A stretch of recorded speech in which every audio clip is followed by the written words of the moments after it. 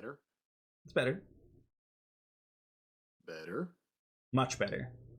Okay. New house, new acoustics. Yeah. Setup looks great. Yeah, I'm not anywhere near. Yeah. I literally got my computer and everything set up. Got the lights on the wall behind me last night and then passed out. Yeah. Yeah. How'd the move go? The heaviest part is done. We're still cleaning out the residual stuff out of the old house. Unfortunately, we still are responsible for the old house, and we're due to get rain the next 3 days. So that means I'm probably going to be over there the next couple of nights mitigating water until we're done moving stuff out. But I have everything out of the basement, like completely cleared the basement. So, the area where we have the water come in, I'll be able to manage it. Good stuff. Hopefully, I believe it.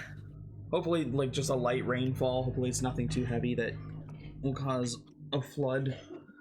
We'll see. I haven't even checked in on my work stuff over the weekend. I haven't even bothered to look at it, so I don't know. The forecast, like I would get an email about what the projected forecast stuff is, so I'll do that here in a little while. Yeah, fingers crossed. Gonna call it 10 points on your points cards tonight.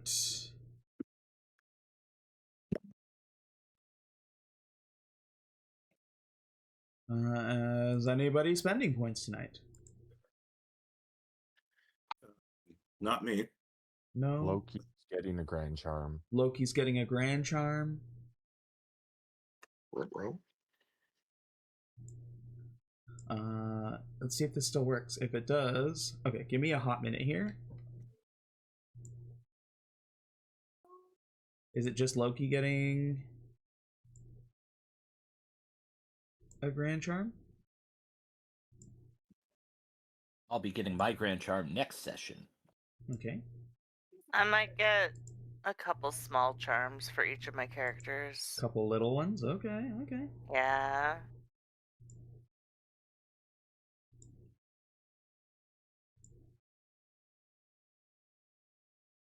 Oh, can I do it this way?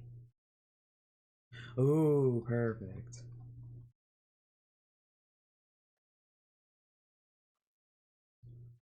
The full Grand Charm pool has been unlocked. Because it worked today. So we'll start with the little charms. You said you want 2 of them? Yeah. Okay. 2 each.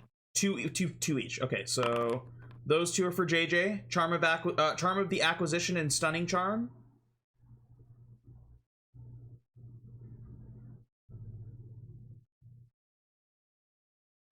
And these 2 are for Chaka. Another Stunning Charm and a Monster Charm.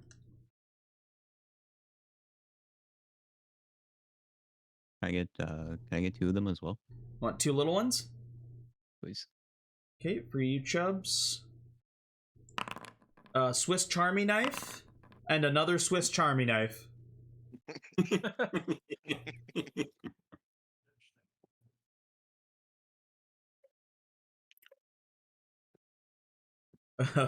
Is anybody else getting the little wee ones? No, I'm good. I'm good for today. All right, we've got 1 grand charm then. Good luck. For Loki, the pools are completely open. Grand Charm of Jagged Time. When a creature hits you with an attack, you may force it to re-roll the attack with disadvantage once per round. Holy shit. Holy crap. Once per round? Once per round. That's wild. If anybody wants to donate 5 points to the Squelched Grand Charm Fund, I can give you some tonight. I think you gave me 5, so I'll give you 5 back. That is exactly what happened last week. Perfect. Then yes, I will get a Grand Charm this week. That's very nice. It's very nice. I spent most of my last, points on like skill points, so I'm gonna Grand Charm it up this time. Squelch, especially since the whole pool is open. Yeah. Squelch, for you, you get the Grand Charm of Redirection. When a creature misses you with an attack, you may redirect the attack to another creature within 5 feet of you 3 times per long rest. Okay, that's cool. That's sick. That's a good charm. Mm-hmm. Yeah, it's a fun one. Okay. And for the recap, it's not nearly as long as last week's recap. We did start with the empty ones, who had immediately taken off just after Oka was taken by the Void Seekers after the successful assault on Flongo, the living planet. Chaka, using her amazing intellect, was able to predict where the Void Seekers might go in the Atria system after getting Loki's information from Mobius. Prince Valor advised that once they arrived in the Atria system, he was going to check with his connections on Hoarfrost for more information. And when you did arrive in the system, Chaka did another scan for traces of void energy, finding that there were markers all over the system, with high concentrations in Grixio and Avalor. She also scanned for the local Squengies, learning that there were 3, though one is listed as closed.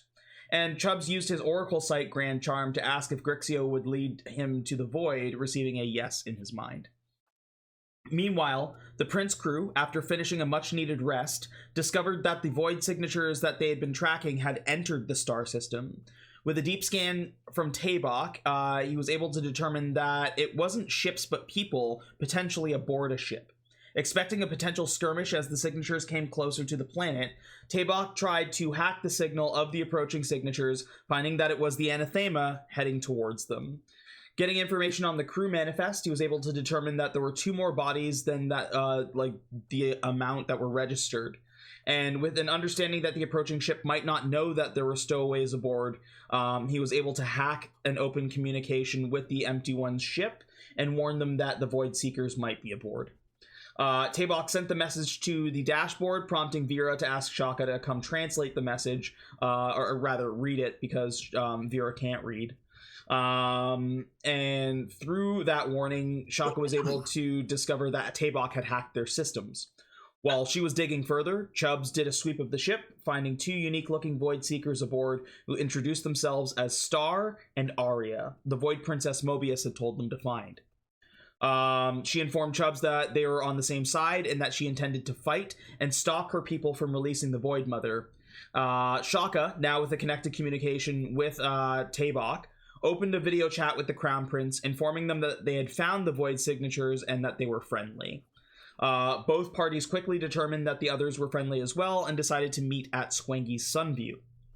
Meanwhile, in containment, Aelita tried to hurt herself only to find that the prison did not allow her to do so. Oka, in his own prison, ate a few pocket burgers while doing his own investigation, having just been captured. After some time had passed, Aelita tried to mess with the VR headsets again. Through random button prompts, she was able to connect to Oka's containment unit through an exploit in a life sim game. Oka, now alerted to a presence of somebody else in his game's server, joined as well in a Catboy character persona. And through that hack connection, Oka and Aelita were finally able to meet, with Oka also being reunited with Jocelyn and the Crystal Princess, Onyxia, from the Quartz system, finally able to speak to everyone. She told them that the Void Seekers were supposed to be her family's security detail, and on a stop to a local Squengies nearby, she was captured after they released some kind of acid-spitting monsters. With the method of getting into the VR system from Aelita, Onyxia was also able to determine that she may be able to send a message out to someone. At Squengi's Sunview, the remaining members of the Prince and Empty Ones finally met face-to-face. Getting a meal, they put a few tables together and sat and listened to Arya as she dropped information about the Void Seekers and what their plan was to release the Void Mother. She explained that seeds were planted in special royalty that would eventually bloom into energy that could be used to unlock the gate that would allow the Void Mother to be released from her prison. Advised that they needed 12 seed bearers as well as Arya, the 13th key. Arya said she would not run or try to escape from the Void Seekers without Prisma, a defector who was also captured and imprisoned in the same place that Aelita and Oka would likely be brought to, and asked to join them in a rescue mission. Tabok got a ping that the ship that he was tracking had landed on Avalor. In the containment unit, Onyxia was able to send a message out before all the captured royals blacked out and woke up in vats in some form of lab, with Voidseeker scientists observing them. In this lab, Aelita saw xylophony mutated and changed into a raging monstrosity. Aelita and Oka, realizing that they could freely cast spells and abilities, used various abilities to escape their containment, with Aelita using a Starlight Step to get out first, running and giving chase to one of the scientists. And with that distraction, Oka was able to use some dimension doors to grab Jocelyn and get like out the door that had just been opened to also make an escape. With alarms being sounded, Aelita moved further into the building, running into a room that was kind of not full of people, but with several people inside, trying to hide and find a vent to maybe like kind of like escape through or get somewhere else through, but was unsuccessful, forcing her to continue to run, now with some scouts also being alerted to her presence. And we ended the session with those alarms sounding and Oka and Aelita on the run. We'll pick up where we left off, starting with our now gathered crews at the Squangy's Sunview.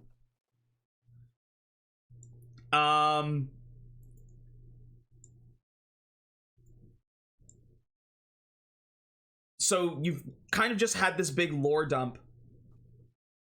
And also, we're very, like kind of like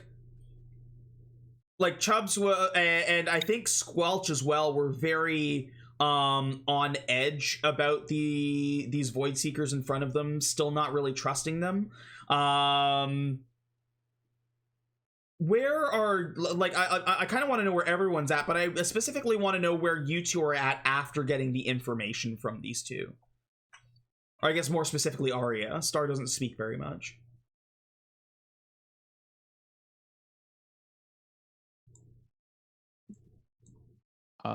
Chubbs is still hyper vigilant. Like Oka's still out there. He's still like there's still people of the void who have done nothing but try and kill us. So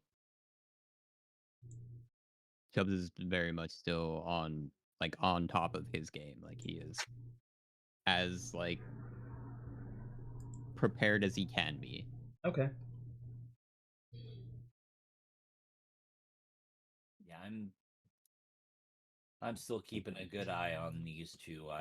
They, for what it's worth, what they're saying is probably the truth, but it doesn't mean I trust them in the slightest bit. 100%. Tabok just doesn't trust much people as a rule, unless they've sort of proved themselves to be like, you know, he wouldn't have joined the Prince crew if he didn't think that that these were good people. Plus, running with a bunch of space misfits is good cover for a smuggler. Very true. But I digress.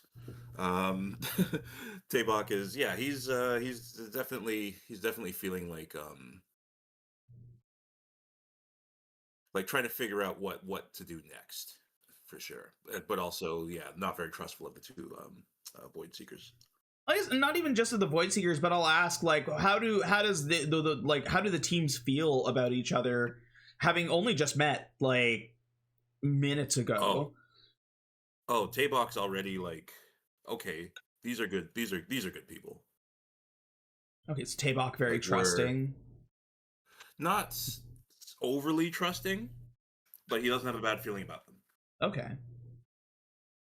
My feeling towards them is like, again, we don't know them very well, but I trust the fact that they've got skin in the game too, and dislike the Void Seekers as much as we do. It's like they've got as much reason as we do to not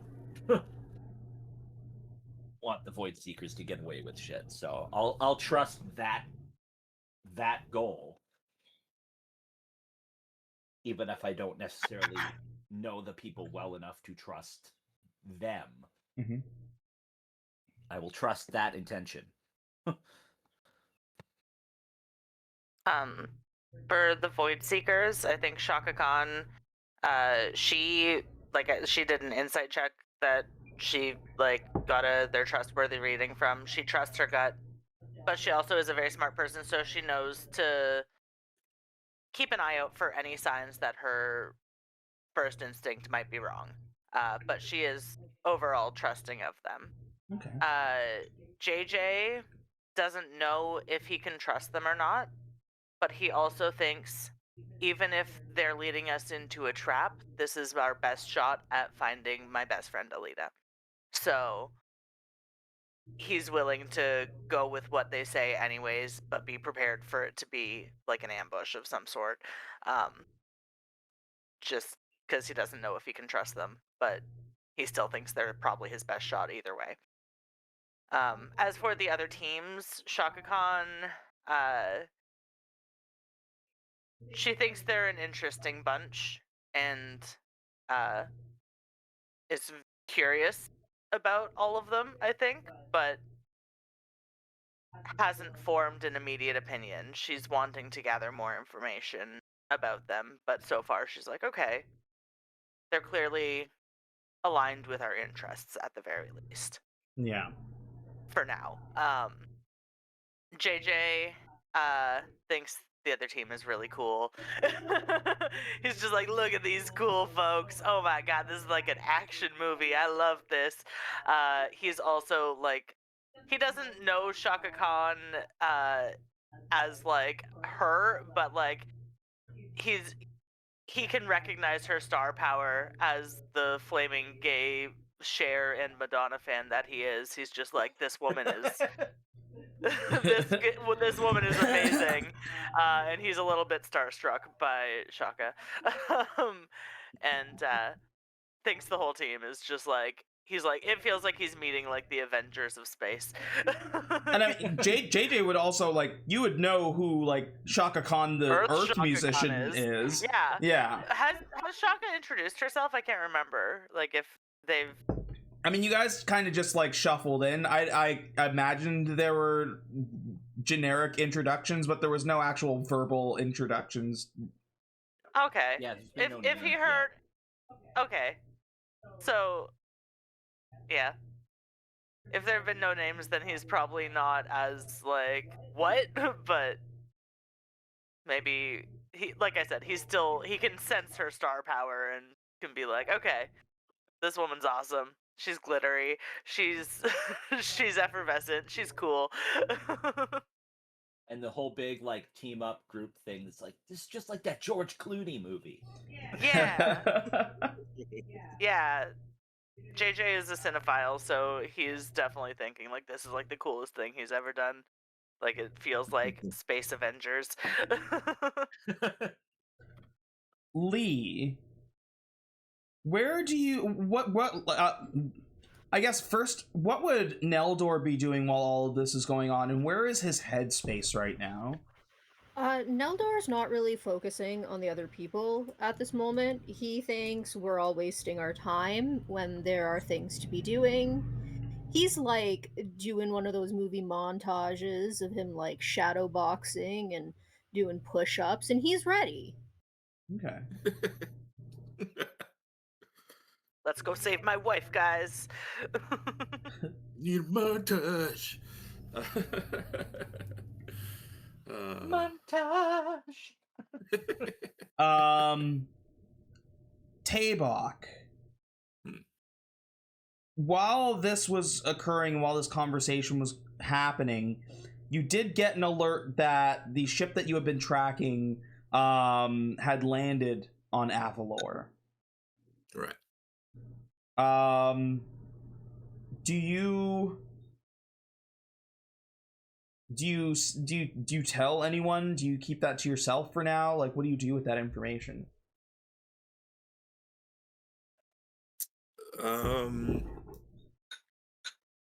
Just because he wants a second opinion, Tabok sort of he pulls JJ aside.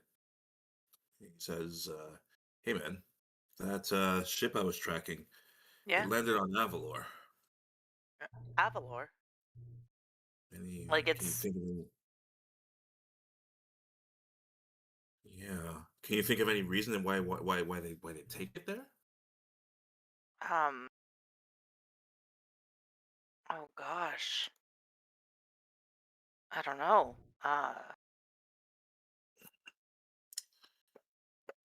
Yeah. Is that nearby? Is that It's kind of close. So let's see here. We're at Sunview. Avalor. Yeah, Avalor's on the other side of the system. So not immediately nearby. okay? Like we'll have to go well, fastest route there, I'm sure we'll have to cut it pretty close to the sun.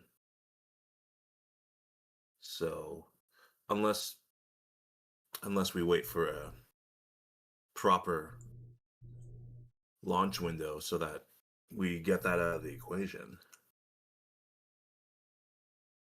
I don't know. But- When would the proper launch window be? Like, we don't want to wait too long. Yeah, we can't wait too long. We might have to tell everyone else what's going on as a starting point. Yeah, And that's maybe start heading over there while we plan. hey, if it's on the other side of the system, the travel time gives us a chance to plan. Okay. Okay, cool.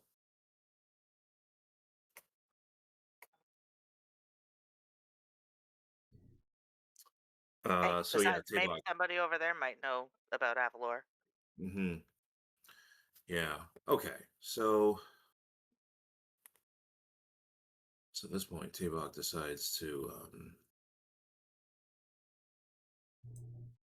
go over to the crew of the other ship, the Anathema, and say, "Hey, so." He explains the situation. Explains he was tracing some void energy after his own ship got stolen, and yeah, he tells them, "Yeah, it's landed on Avalor. Can you guys think of a particular reason why they go there? Because I think that's where we need to be."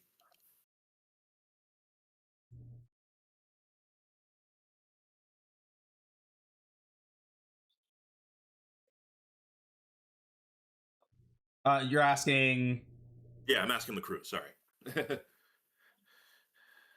I think you guys had done general research previously on Avalor. It is like a desolate mining planet that is like no longer in use. Revealing that information to the group, Arya would say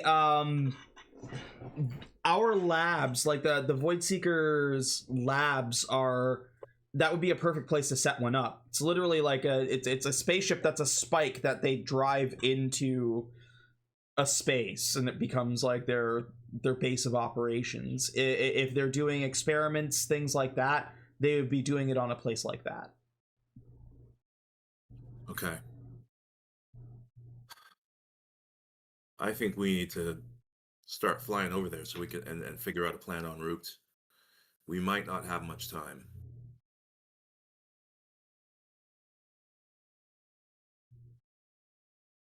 Chubbs is already on his way out the door. Yeah, I was about to say, Varric, upon hearing that, is immediately headed towards the door. Sees them go and is like, "Oh, okay. I guess that." Going to start Guess the that's ship. it. We're leaving, right? All right, everybody. You hear Chubbs like signal Varric to start the ship to be like, "Hey, we have a location." On it, boss. Okay. Gotta go get the engines primed up. Let's go. Tabok goes over. Tabok goes over to Zapp and says, "All right, let's plan it. Let's set a course. Avalor, right now." All right, let's go. You do have the option. You can go as one, like you could park the Crown Prince inside the loading hangar of the Anathema, or you could go separately. That's up to you guys, but offering it as an option for how you strategize. Going as one ship would probably be stealthier. Also, if we're all in the same ship, we can plan better. That's Chaka's input.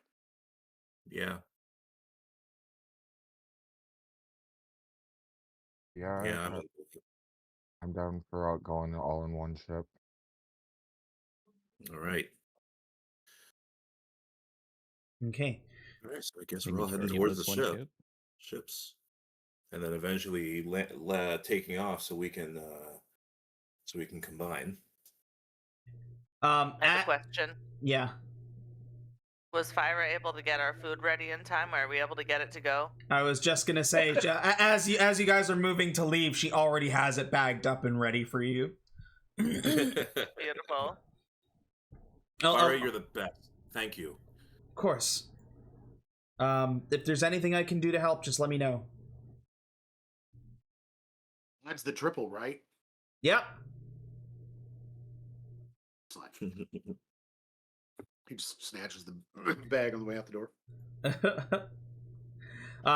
You make your way to the ship, and like Vera's getting the engines booted up. You before she takes off, you guys dock the other ship inside, and you all gather together to start planning how you're going to tackle things.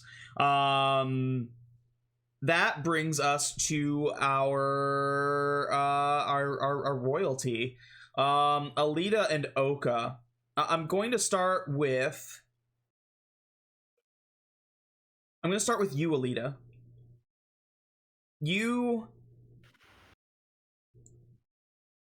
had run into a room, and we're trying to find an exit in that room, but we're unable to. You had turned around and just kind of like snuck past the scientist, and you heard him calling for guards to chase after you. What's Aelita doing? You've got a couple, like if you look back, there's a couple of scouts chasing after you. You're in front of you. Oh, sorry. I'm still focused on the air vents. I'd like to get into them. To see if there's an air vent. I'd like to confirm something. I am size small, correct? Yeah. I have enlarge reduce. I do not need my bracelet for that. That's true. I would like to make myself tiny. Okay. Get into the air vent. And have it harder for them to get to me.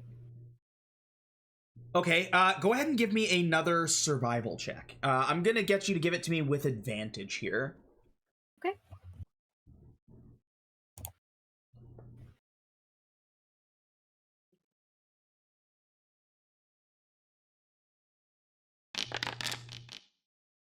Oh, both beautiful rolls, too.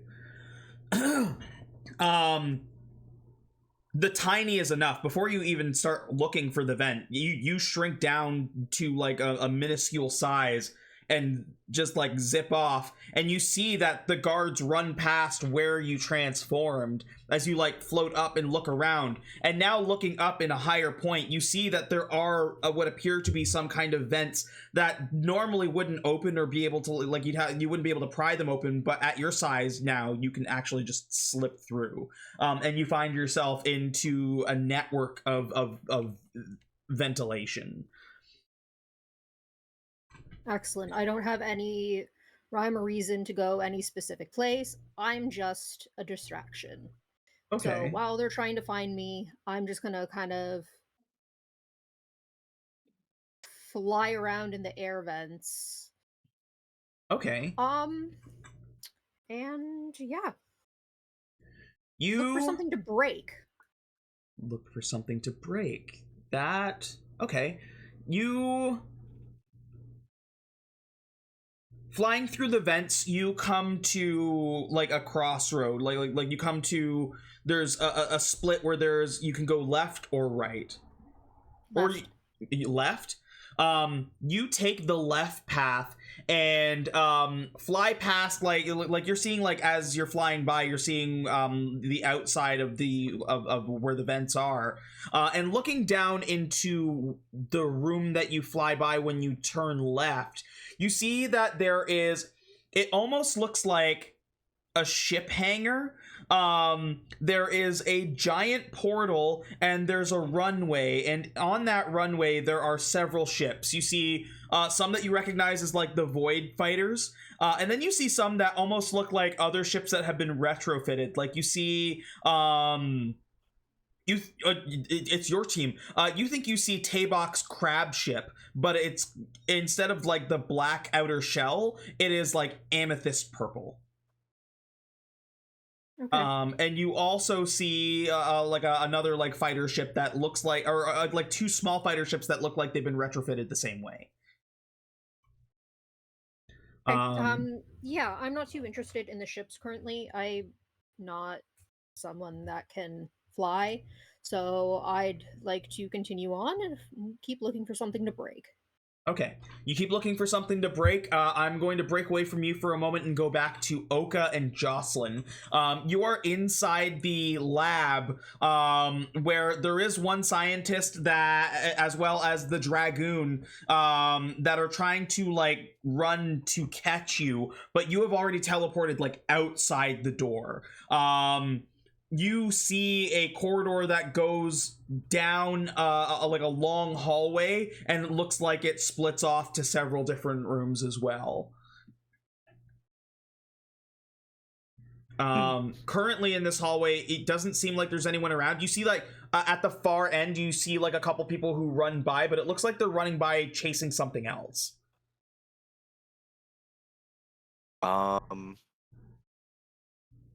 So which ways can I go? Right now, it's just a long hallway that you can go down, and you're gonna start to see that there are like rooms that you can kind of like dip off into. Okay. Can I try to see if one of the rooms has like my equipment in it? Go ahead and give me. I'm going to call it investigation or survival. Okay. And because you have Jocelyn with you, I was going to say roll it with advantage. So you can go ahead and give yourself a second roll there as well. That wasn't better enough. I'm going to use my inspiration on it. Sure.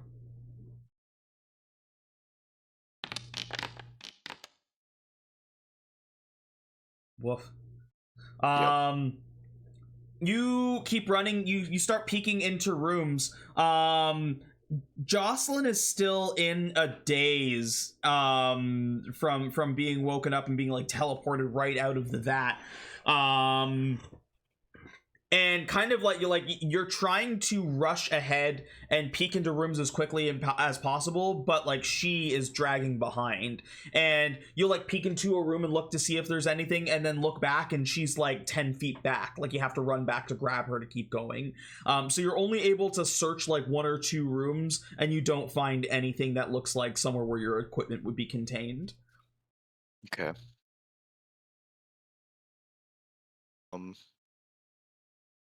Since I noticed Jocelyn's kind of lagging behind, I'm going to try to like dip into a room and hide for a minute. Okay. So she can like catch her bearings and stuff. Okay. Go ahead and roll a d6 for me.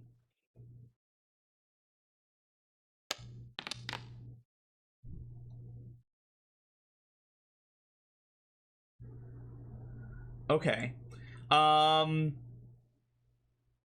You make your way into what appears to be another kind of laboratory, but the door, like, you go in and it looks like there's like outer chambers that might lead to like side rooms, and then there's like a large, it looks like almost like a vault door, but the door currently is open, and you can see that it almost looks like there are, it's not quite a vat, it is like some kind of containment chamber, or maybe like a cryo chamber, where it looks like you can see like different figures are kind of like just floating inside. It almost looks like they're floating in midair, with this strange purple energy that surrounds them. What do they look like? Like different races and stuff? All kinds of things. The one that you see, it kind of looks like a humanoid, but he has like tentacles that are like splaying out of him, and it looks like he's like, he almost looks like a superhero. Like it looks like he's wearing a hood. Here, let me show you.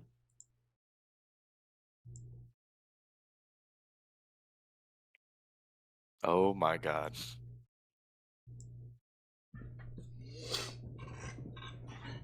What? That doesn't look familiar to Oka at all. Oh no, not Oka. That's the one that you immediately see when you run in, but you aren't able to see too much. Actually, sorry. In the floating in the like chamber behind it, you'll also see this thing because you haven't seen these yet. Okay. But like none of them look like they're moving. They're not trying to escape. Like it looks like they almost look like frozen. To your right and to your left when you walk in are both closed doors and you cannot see what are behind them.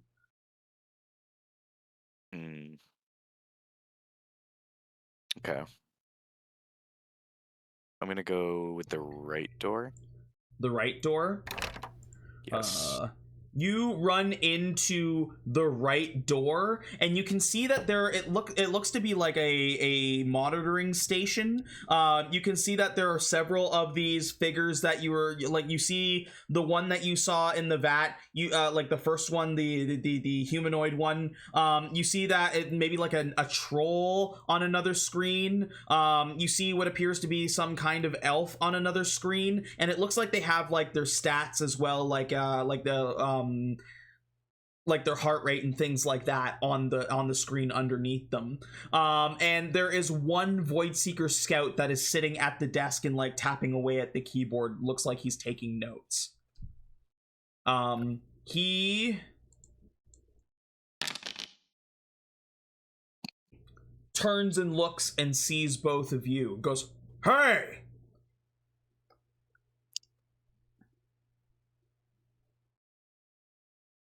I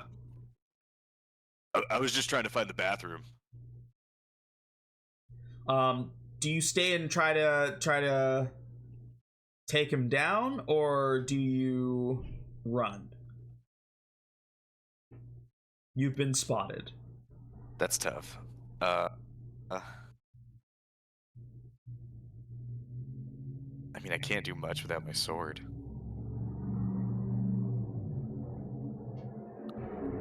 Can I try to command him to grovel? Oh, yeah. Go ahead and cast command. DC 15 Wisdom save. Okay, he has no pluses on this. He has to roll a 15 or higher.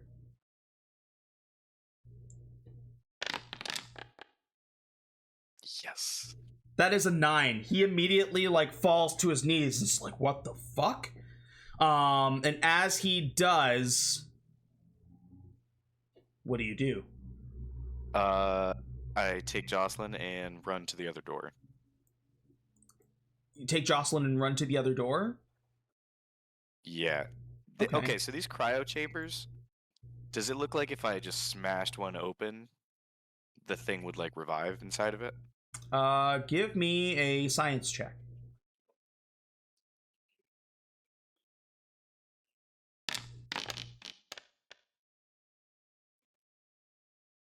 Maybe. As I'm running to the other door, can I smash the one with the symbiotic gentleman? Oh, so sorry, the positioning is let me actually bring you to the map here, and I can kind of show you what you're working with. Okay. Because it's not quite what I think what you're picturing. It's Oka and Jocelyn in the Essence Lab. I'll kind of show you where you were, and then when you run out, I'll show you where you can. So this guy is prone.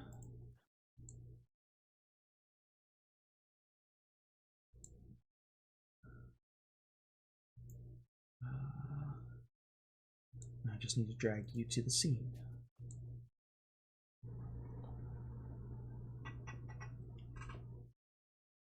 There we go. Can you see? Yep. So you got the scout prone right now.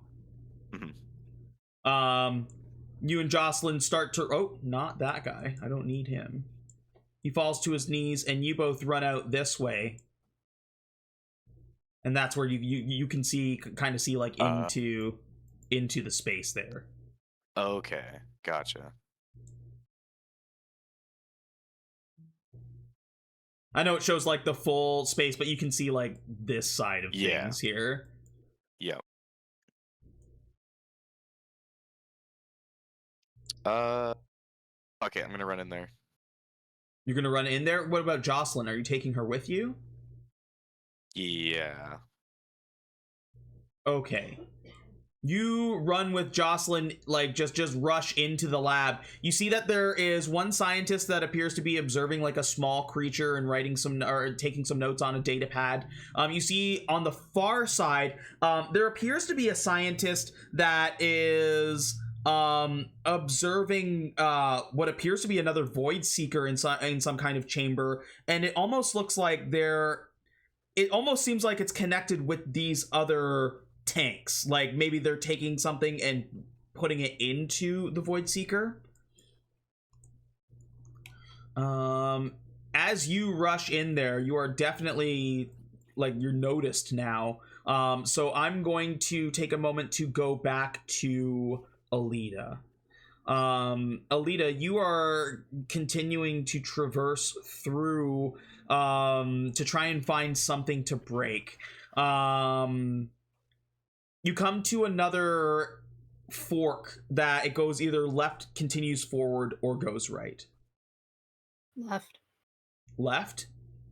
You make your way to the left and come to another vent that looks out into the lab that you just escaped. So but you're looking down now. You can see that you're at the top of, and you look down and you can see the Dragoon is still like scrambling and hasn't left the room. The other scientist is out of the room now, so it's just the Dragoon in there. You can still see that there is the Angel in the one tank. Onyxia is in the tank across from it, and right beside her is the tank that has xylophony in it. Okay. Interesting. Also in this lab, you're seeing it kind of from like a side view, and you can see in front, like what the Dragoon is standing in front of is a giant tank that appears to be like some kind of experiment or monster that they have in there, appears to be stirring. Okay. I have nothing on me, correct? Just your abilities right now. You don't have any of your items. All right. And is there like a space where I can kind of peep through the vent to see anything down there? Yeah, especially at your size, like unless they're actively looking for you, I'm going to say it's likely they're not going to see you. Excellent. So I'm going to real quickly just send out a firebolt to the Dragoon. Okay. And then keep going. Go ahead and roll in. Hold on. I want to bring you to the scene just so you can kind of see where you are relative to the map as well. Oh my goodness. Where is your token? I think I left you in the corridor. Yes, there you are. Aelita, Genesis Lab.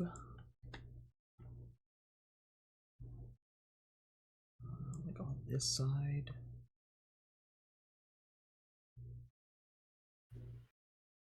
Oops, now there's two of you here. Let's get rid of all those. You are probably about 80 feet up. This is a pretty tall room.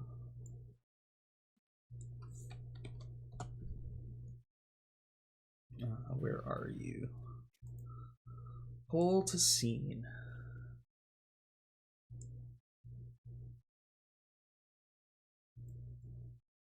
So right now, your presence is not known. You're 80 feet up, like on this wall, on this wall on the left side here, and like looking down at things. Yeah, my goal is to just mess things up, and I would like to anger more people, so yeah, I would love to firebolt him. Okay, yeah, go. I mean, it's in range. Go ahead and roll an attack. Because he cannot see me, And it's sneaky. You get advantage. Yeah. Excellent. Where did I go?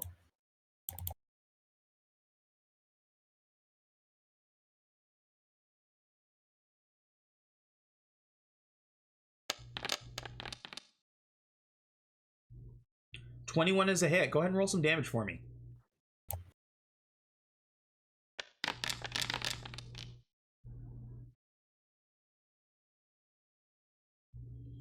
Okay. You throw this firebolt down, and he doesn't expect it, and it like hits him in the or like it goes as if it was about to hit him in the helmet, and you see that he turns instinctively to move his face, and it slams against what appears to be like a barrier shield. Okay. Let me roll perception for this guy.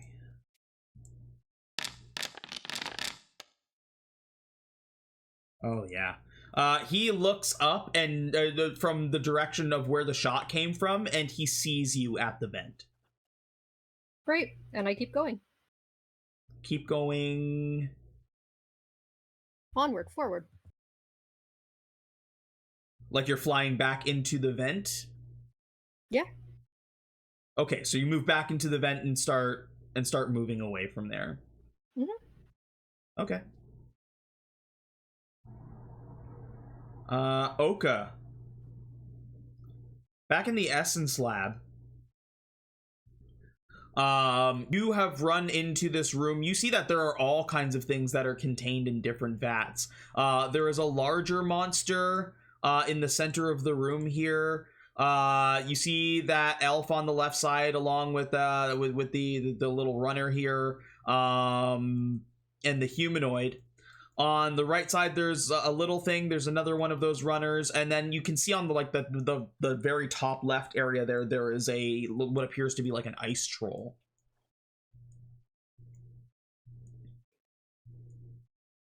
Okay.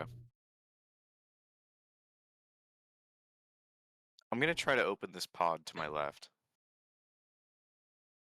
You're gonna try and open the pod to your left? Yeah. Does it look like if I just like hit it really hard, it would break? Or would I have to like hit a button or something? Give me another science check. Not good at these.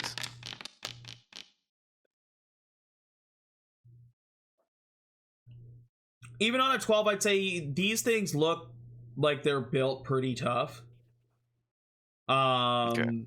It would take a lot of force to break them. Gotcha.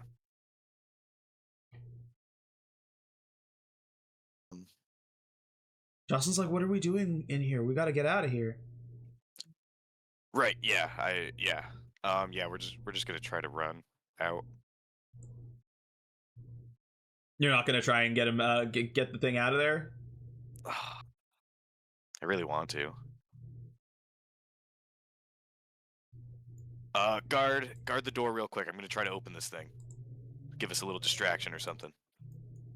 Okay. So she hangs by the door. Yep. You run up. Go up. There's like a panel. There is like a panel, like a console, and then you can see like this machine. It appears to both be like have them in some form of like cryostasis, and also like from what you can see, even just from like a basic understanding, it almost looks like it's drawing something from them. Okay. I'm gonna pop a. Where is it? I'm gonna pop an expert charm to give myself proficiency with computers. Okay. And I'm gonna try to like really quickly try to open this thing. Sure. Like troubleshoot a couple buttons or something like that. Yeah. Oops. Hold on. There we go. I changed it to a proficiency with computers. Go ahead and give us a roll there. Oh. You got the proficiency for an hour. Can I just try it again? I'm gonna come back to you. That was a failure on the first time, and now a scientist is like moving towards you. I'm gonna cut away from you guys back to the anathema, where the rest of the crew is right now. You guys have gathered together. The ship has taken off and you're headed towards Avalor. What is your game plan? Like what do you guys, I guess I don't know, it'd be somebody needs to take charge and kind of guide things here.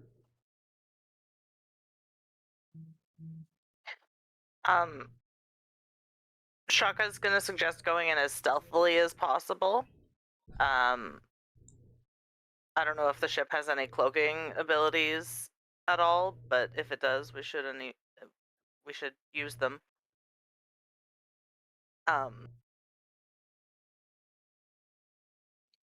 Yeah, I was also gonna suggest like if we can see what kind of defenses we're up against.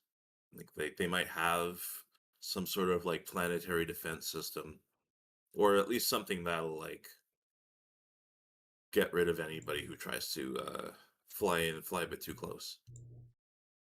Let's see if we're able to bypass it, if not disable it. Yeah. Assuming there is one.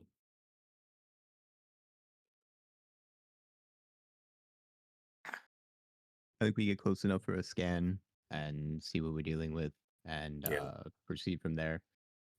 Vec, call the prince, let him know that we have a possible lead. Can do. Let's get him over there as well. As any backup just in case things go south for some reason.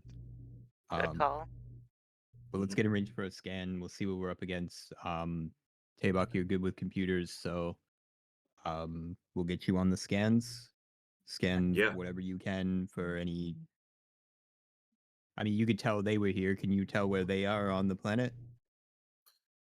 I can kind of tell. I have a general sort of like. Well, at least I have the last known coordinates. Perfect. We'll start there and then proceed that way. We'll see what's on the planet and see how we can proceed. Obviously, using our best discretion. But yeah, let's settle up, get moving. All right. We have people to rescue. That we do. Even gunning it, it's gonna be like a good. From where you are, I'm actually gonna need a piloting check from Vera. We have access to Vera? Yeah, you should. If you go to the actors tab. Do you guys have any pilots that want to help? I found her sheet. I got it. It's in okay. It's in the empty ones crew section. Yep. Does anybody want to help on the other ship or any pilots? Loki, are you going to be assisting? Yeah, I'll assist. Zapp's got good piloting. Would that give us advantage? Yeah, that would give you advantage.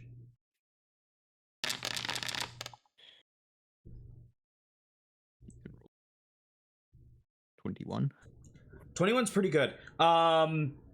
Vera thinks that with normal travel, it would take a while to get to Avalor from where you are, but she could try and like punch it in the way that like she could try and like overclock the engine so much that she could get there like within 30 minutes, but she might rip the ship apart in the process.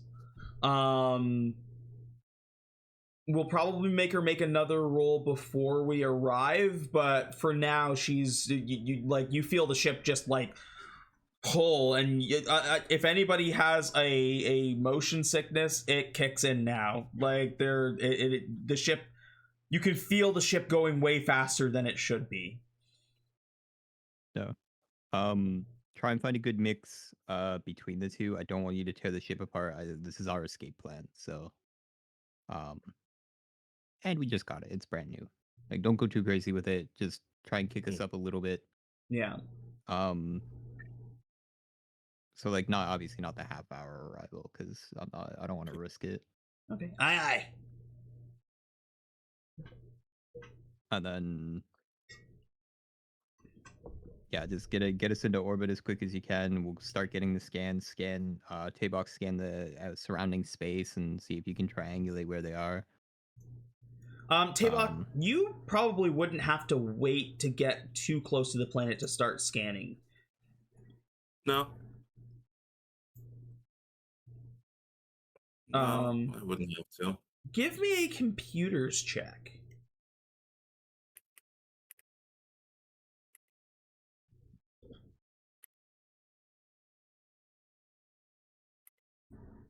Oops.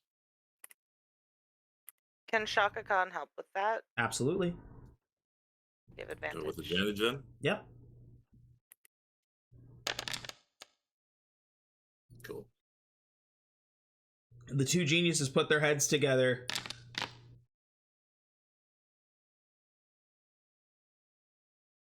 Ryan, what was that roll?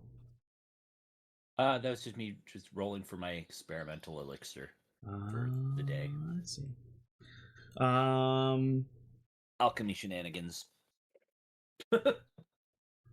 On a 19, what are you focusing on for the scan? Because you have previously seen what you think would be the outer location where your ship was originally when you were still connected to it. So what are you trying to scan for at this point? Probably like an entrance. Or like, are we able to like track like Aelita at all? We have like her DNA. I don't know if that's something. But like we got her DNA to test from her toothbrush from Neldor. You did. So I'm wondering if we could like, similar to how we pick up on like void signatures, can we pick up on like an Aelita signature? I'm going to... On a 19, I'm going to say no. Okay.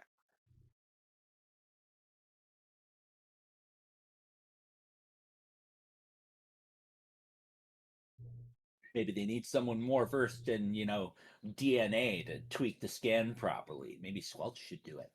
Sure. Yeah, Squelch, give me a science check.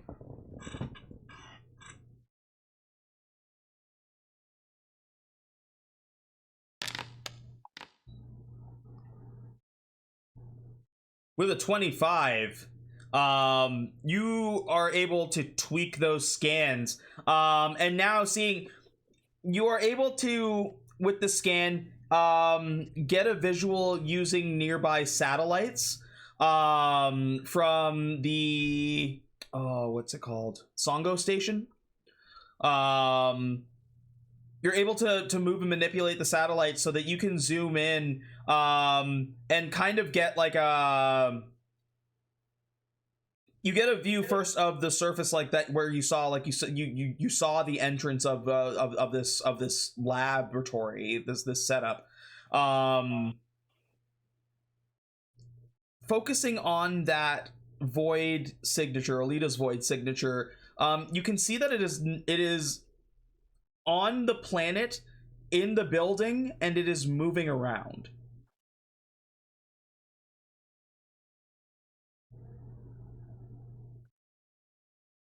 Alrighty, I will relay this information to the crew. Yes, I'm picking up traces of Aelita. She's definitely on the planet. She's in the building, but she seems to be on the move throughout the building. That's a good sign, right? I would think so. I mean, it leads me to believe that if she was captured, she's managed to break free. Yeah. Good for her. Right? Yeah, JJ's just having like his own little like go Aelita moment.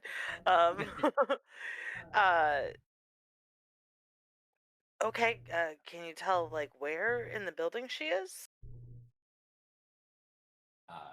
Or is she moving too fast? Specific, or is just... Is she moving too fast? I don't think you'd be able to get that specific. You don't have the actual building schematics. Like, you're just able to kind of pick up that she's moving around inside of it. Okay.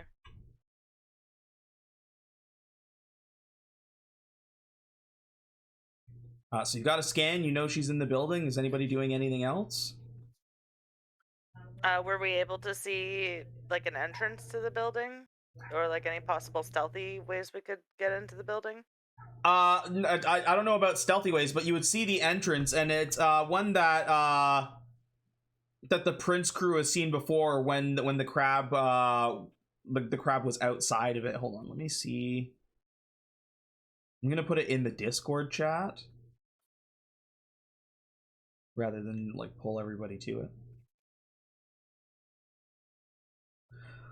It's a much more vacant than last time you saw it, because before, when Tabok's ship had been brought there, it appeared there were a few ships that were outside and there was a much bigger detail. Now it seems that like there's one ship hanging out there and there's just a couple like people who are trying like appear to be securing the entrance of this outpost.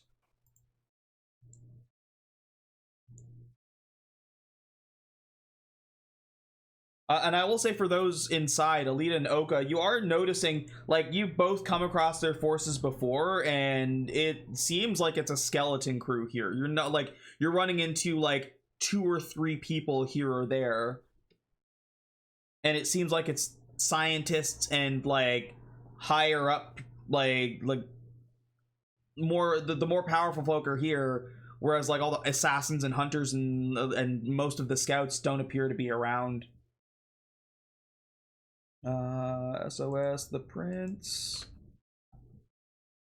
There you go. It's in the Prince chat there.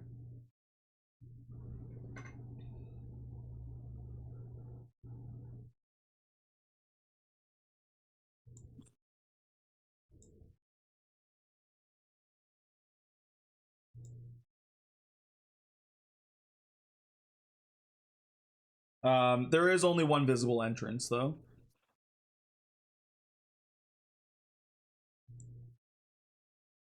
Isn't that similar to what came up on the camera feed? Yeah, when on your crab. Mm-hmm. Yeah, when your crab when the obsidian claw was still outside, or like outside here, you were seeing, and there were 2 or 3 other ships parked, and there were a lot more people. Yeah. Now there's just 2 outside of the entrance, and 1 ship that's just kind of parked there. The other thing that you're like you will notice is that there's no like cannons or any kind of there's no visible security otherwise that you can see. There's nothing that would stop you from landing there.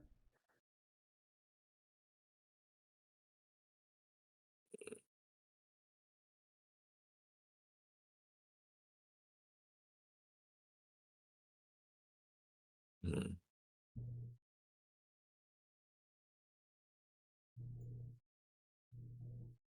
Okay. Could be there. Could be a trap. Could be a way of if they're securing the entrance, then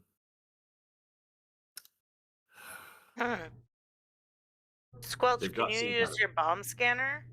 Your little void bomb scanner? Because usually they carry those with them. So if there are any void guys hiding, because it's a trap, we might be able to pick them up with the scanner. We'd have to get pretty close. The scanner's only got a 300-foot range. Oh.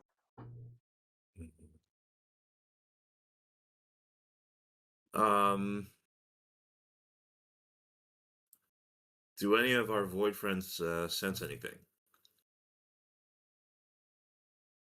Like Arya? Do they? Yeah. Are they sensing any sort of like change in what's going on over there? Like, are they able to are they connected to it in some way? No. Although Arya would give the insight that if there's not a lot of Void Seekers there, then that means that most of them have been moved to the warship.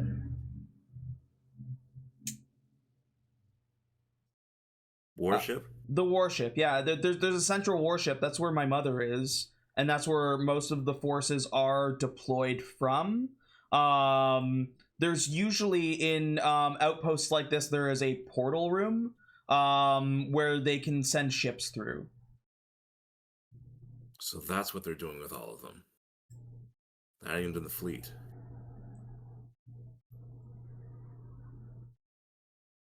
Where was the last known location of this warship? When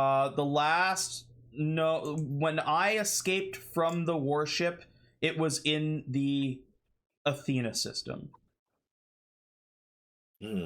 My mother was making a deal with some kind of humanoid aliens to use their they have like a zoo. They capture things across the galaxy and put them in basically like a zoo. My mother was making negotiations with them to use part of that planet as a place to hide the keys until she was ready to use them.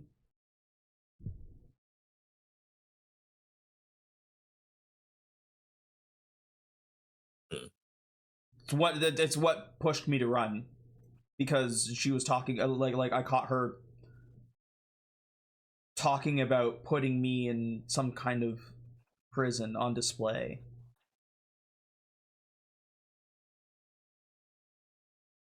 An exchange. So my gut tells me it's like some kind of exchange. That's incredibly concerning. Yeah.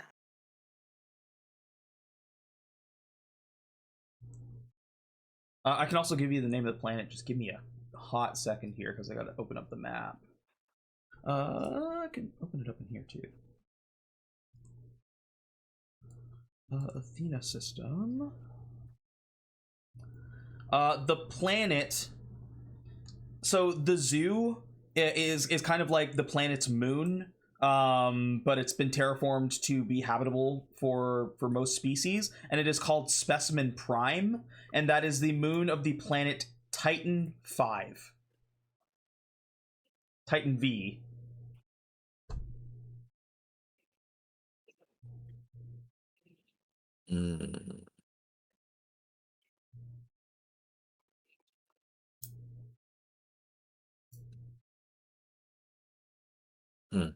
How likely is it that we'll be a bit late arriving to Avalor? Late how?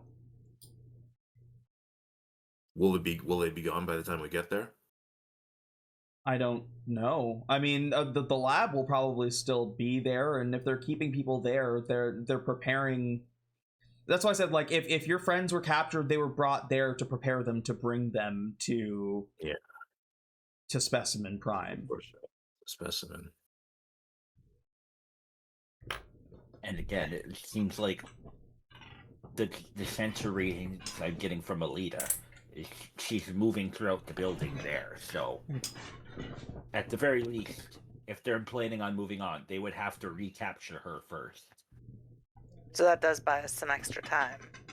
Yes. Yeah. Okay. One thing I will say about the people of Titan 5 as well is that they don't respect boundaries. Like, they will go across the galaxy, they will just take people, they will experiment on them, and just, like, some they'll keep, some they'll just leave behind. They'll take people on a ship and just perform experiments on them, and then just dump them afterwards when they get the information they need. And the whole planet is like that.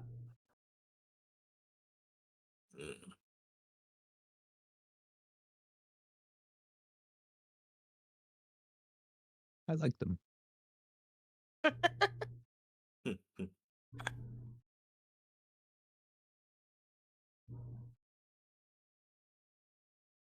that's definitely good to know.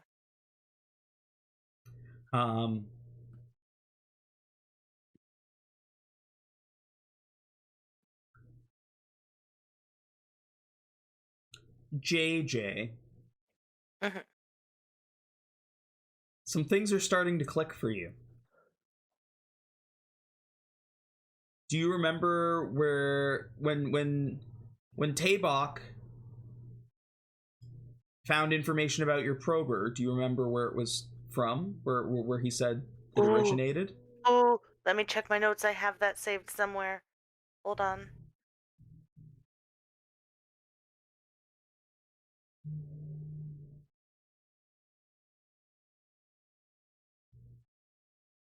The Athena. The Athena system. The Athena system. Yeah. I have that written down too. The Athena system is where Titan 5 is. We should go there when we can.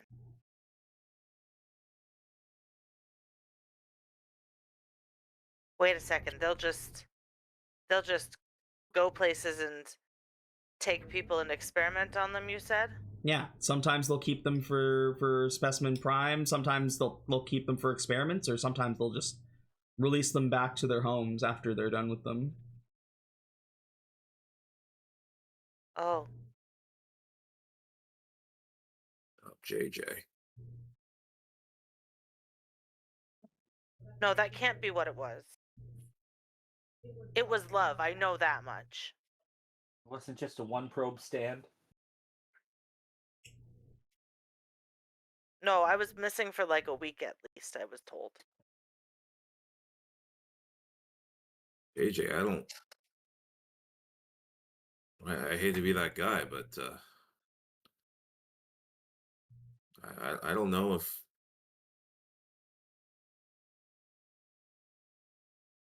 Wait a I'll be second. that guy. Let's not jump to conclusions yet. You never know. Oh no, we lost Flash. Flash. Better to rip You were- the band-aid off. Maybe he's just being very still. He's trying to be invisible.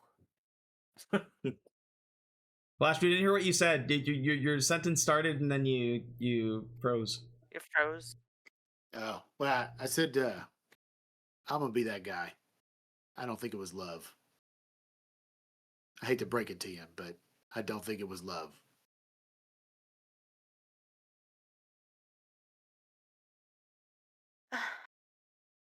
Sorry, JJ. I don't know if I can really unpack how I feel about that in this moment. But pun intended. I get it. People are awful. I get it. Species all over. Everybody's got that trait in them. But we don't know for sure until we find the prober. I'm sure the Athena system is a big system. It might not be them. However, if it is, maybe that means we can use the probe that's in me to track them down at least a little more easily.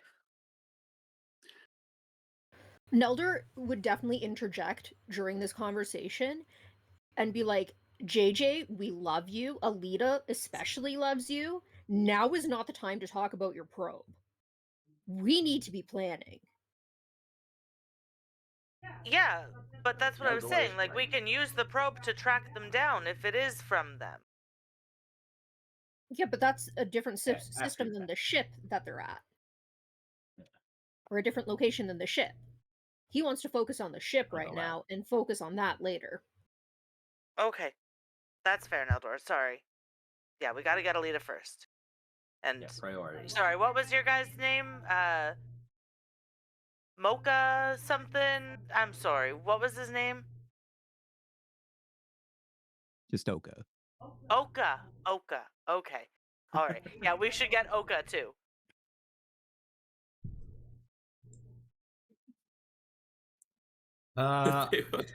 Tabok's just like, nice save, man. With those revelations, we go back to our captured group. Starting with Oka in the Essence Lab. Jocelyn is by the door. You tried to get this guy out, and failed on your first attempt, and you know that this scientist is running at you behind you.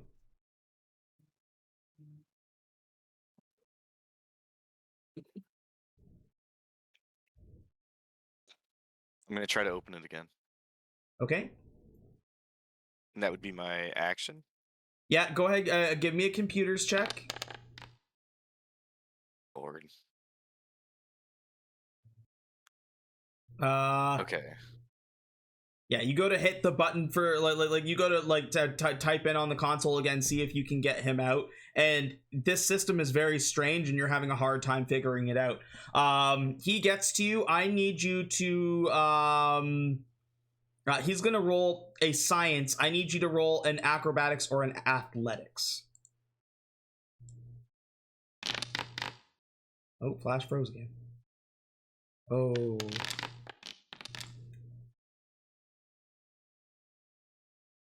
Okay, you go to try and fight him off, and he lets you, like, he goes to grab you, you go to push him off, and he uses the momentum to swing into you, and you feel as an injector, like you feel like you hear the release of an injector as you feel the needle in your neck, and you start to feel drowsy.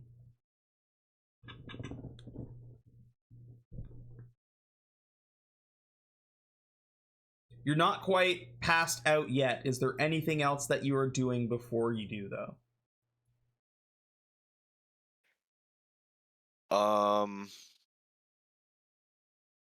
Can I cast Lesser Restoration on myself? Ooh, yeah, go for it. Okay.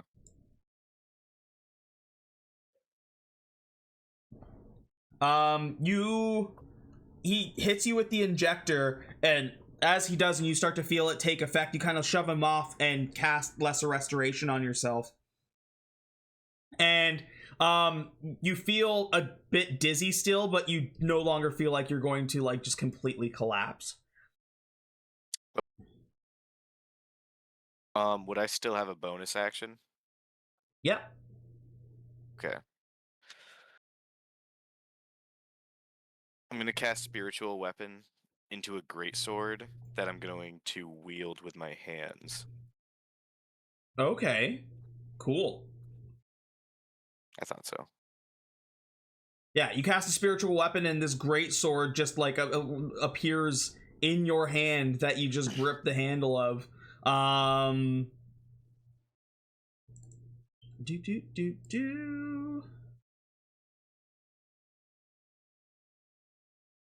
Yeah, no matter what, you're making melee attacks anyway. You're making a melee spell attack, right? Yeah, I believe that's what it is. So are you using it to swing on him, or are you trying to do anything else? Well, Lesser Restoration was my action. Am I like, are we in initiative, or could I take a swing on him? I'd let you take, we're not in initiative. There's, I won't let you, turbo do a million things, but realistically, you shove him off, you heal yourself, you go to take a swing. He will be able to return, after you've taken your attack, so. Okay. Yeah. Should I just attack with the spiritual weapon, attack? Yeah. Yeah. Okay. That's a hit. Sweet.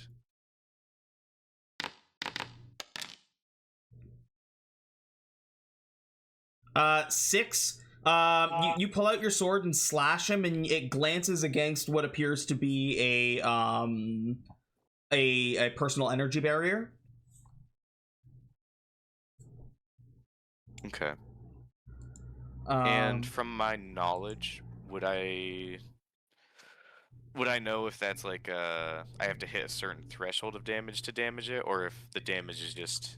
Yeah, at each level of energy barrier is a certain amount of points. So Mark 1 is 10, Mark 2 is 15, so on and so forth. Okay.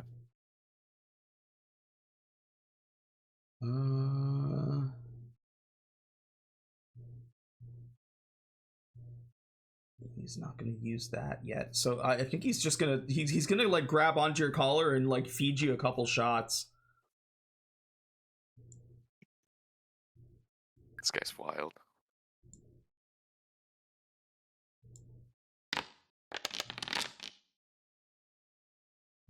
Hits on the first attack. For 15 damage. And I need you to roll an intelligence saving throw. Okay.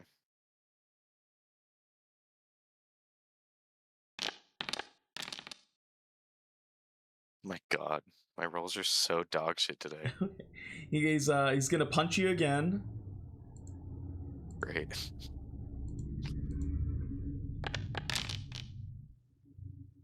Nice.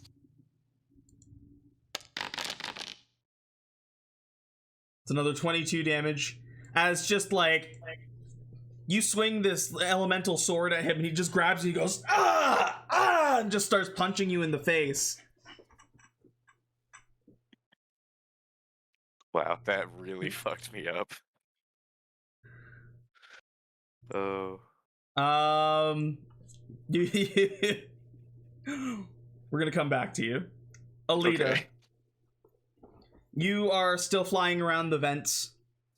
So Aelita remembers a movie that Johnathan had shown her around Earth's Christmas time. And there was this strange little boy just absolutely messing up two guys. So when she threw that fireball, or bolt, she had said, "I'm over here, you horse's ass." Yes.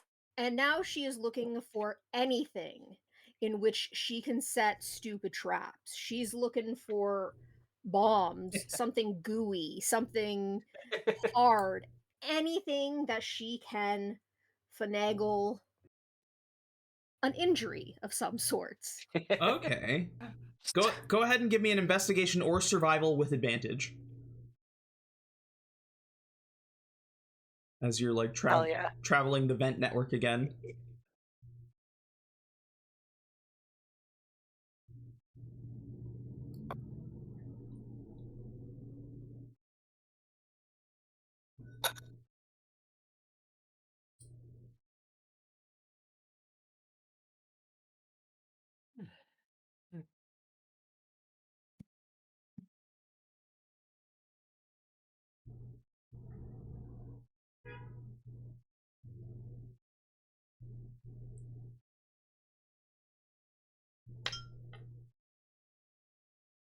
Sorry, you said investigation or survival.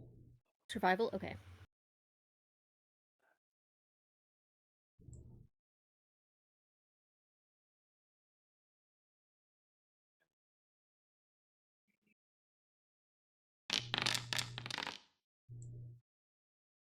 Nice. 18. You do this like firebolt ambush and then fly back into the vents and start flying around again, and you pass by another room that when you peer in, nobody is inside, and you can see equipment lying everywhere. You can see what appear to be like these little containment boxes, and it doesn't have your name, but you feel the void energy that you are familiar with from your Kyber crystal, and know that one of those boxes, the box that you're like is you could fly down, and it's probably one of the boxes that is closest to you but like farthest into the room, has all of your gear in it. Okay, I'd like to get that and look around for anything else exciting. There's other boxes there from looks like other captured people. There is one that's like a long box that appears to be like there's swords in there. It looks like there's a gun in there. There's like crazy armor inside.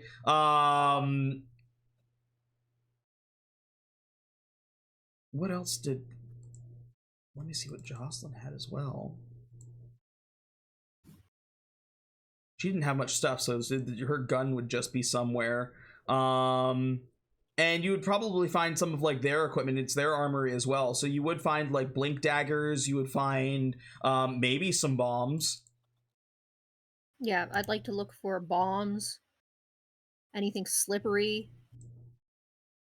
You don't find anything slippery. Beaded bracelets. You should definitely steal one of those blink daggers, though. Those things are cool. Yeah. Extra like short range teleport shenanigans never hurt anybody. Yeah, I'm kind of just taking everything at this point. Like I'm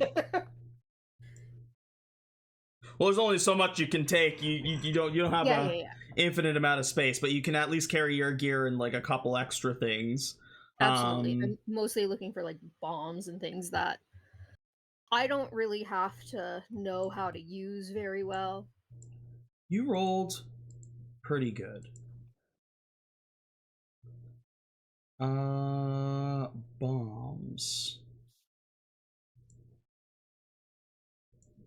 Bombs and slippery stuff. That's what I'm looking for. I gotta look through the... Let me do a quick look through like the Void Seeker gear. Do you grab a dagger? Yeah, sure. Okay. I'll drag that over. And then... these guys don't have very much. Brutes don't have anything. Do Void Seekers? Do the Hunters have bombs? No, they got bows. Just figure it's like, yeah, you've got your Starlight Step, but that's only got so many uses, and you know, having extra little teleporty bullshit, you know. She would have to attune to it to do that. It's always though. a good thing. It's only useful if you attune to it, though. Yeah. Okay. I'm not saying it's not useful to have. It's just she wouldn't be able to use it right away unless she broke attunement with something. Okay. Well, in the future. Yeah, they're useful to have on hand anyway. It's fucking crazy shit. They don't really use bombs. I don't think there's anybody that has bombs.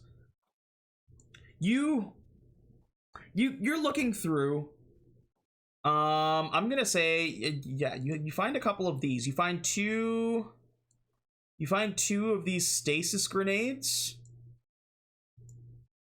You'd recognize them as the ones that similar to the ones that Johnathan had bought when you were preparing for the attack. You see that there's a drawer, and when you pull it out, there appear to be a bunch of like wrist gauntlets. And looking close enough, you realize that they have little vials inside, and you think they might be the same kind of wrist gauntlets that the scientists wear. Okay. How many of those can I take? Just one? Especially if you're using small size, I'd say just one. Yep. Okay. We'll take just one then. Yeah. You need something of holding. I have. Can she grab some of the extra vials from the other gauntlets? I have a ridiculous question. Yeah. Now, we know what I do for a living. This stuff is just for fun. Do I have any lube on my person with my stuff? No, because you have the giant vat in the dungeon. Yeah, you might need a little small thing of it. You don't think I'm not going to carry a vat around everywhere? Give me a random bullshit roll. Excellent. And to answer your question, Ellie, I mean, she probably could take some of the other vials. It wouldn't do much for her because the item is based on another item where it just has a certain amount of uses per day. But she would maybe like disable their gauntlets, like they'd have to refit them. Okay. You do not have lube on you. Great. Okay, so I'm gonna break all of the other gauntlets that I don't take. Okay, you just smash them. Or at least attempt to. Yeah, absolutely. Okay. Yeah, I'm not gonna make you roll for that. It's not hard to fucking destroy stationary objects. Also, this is a room. It is, I assume, locked from... Yeah. I'm gonna open the door and then get back in the vent. You're gonna like unlock and open the door and then fly back in? Yep. Smart. Okay, yeah, that's not very hard. It's not like opening it from the if you had to open it from the outside, there's like a padlock and like a face recognition, whatever. But opening it from the inside is much easier. And you just like fucking can like drag something heavy over to just prop it open so it doesn't shut again. And then fly your way back into the vent. Okay, so you've destroyed a bunch of their stuff, their deployment gauntlets. Back in the Essence Lab, Oka, this guy is tuning you. Like, this scientist dude, like, he dropped his fucking data pad, ran over, and you're like, whatever, fuck you, nerd. And he just started just reefing into you. Jocelyn looks worried, but there's not really much she can do. She's still kind of disoriented and out of it. She is worried about you, so she is going to throw a spell out.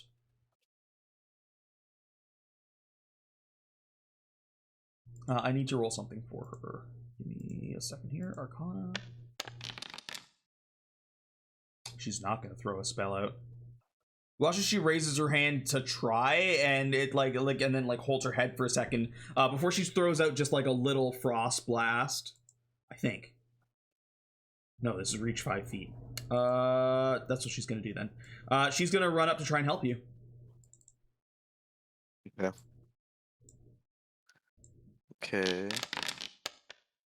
That's going to be a hit.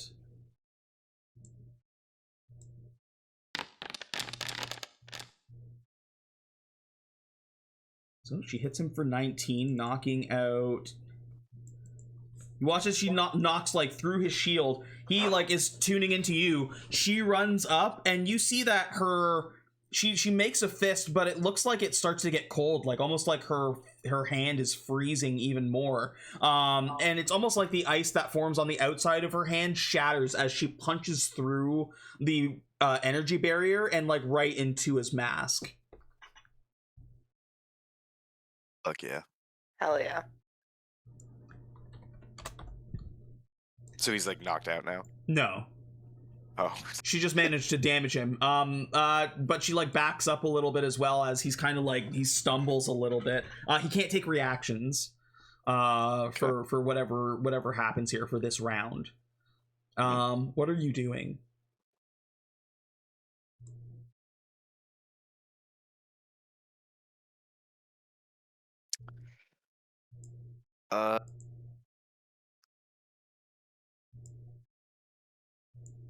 Cast Burning Hands on him.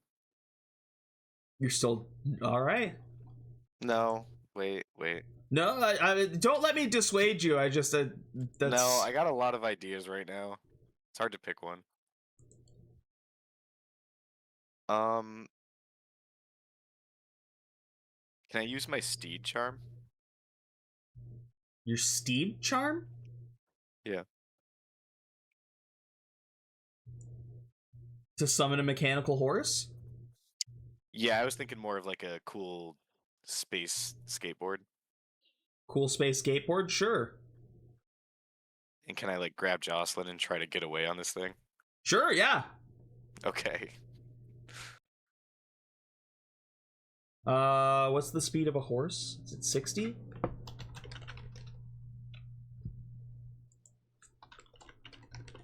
Maybe. Riding horse. Yeah, 60 is feet. 60 feet. So yeah, you got 60 feet of movement. So you can skate by, grab Jocelyn on the way out, and then fucking skate out like Bart Simpson. Sweet. On this like fucking mechanical the skateboard. You skate your way out back into like this corridor into that long hallway that you came into. Go ahead and give me a perception check.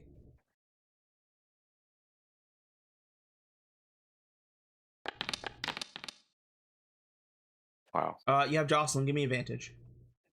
Okay. Give me one more.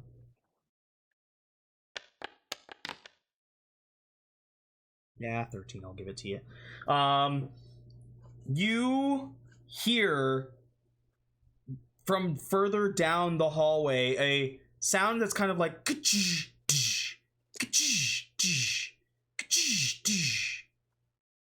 like something mechanical is like knocking against something.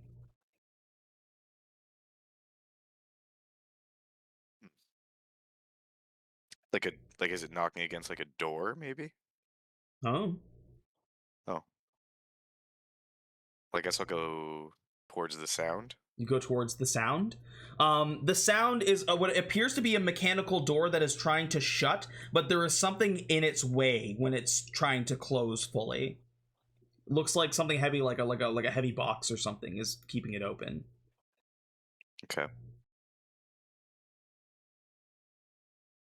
Can I go inside? Sure. Yeah, you go with Jocelyn inside. Do you let the door stay open or do you close it behind you?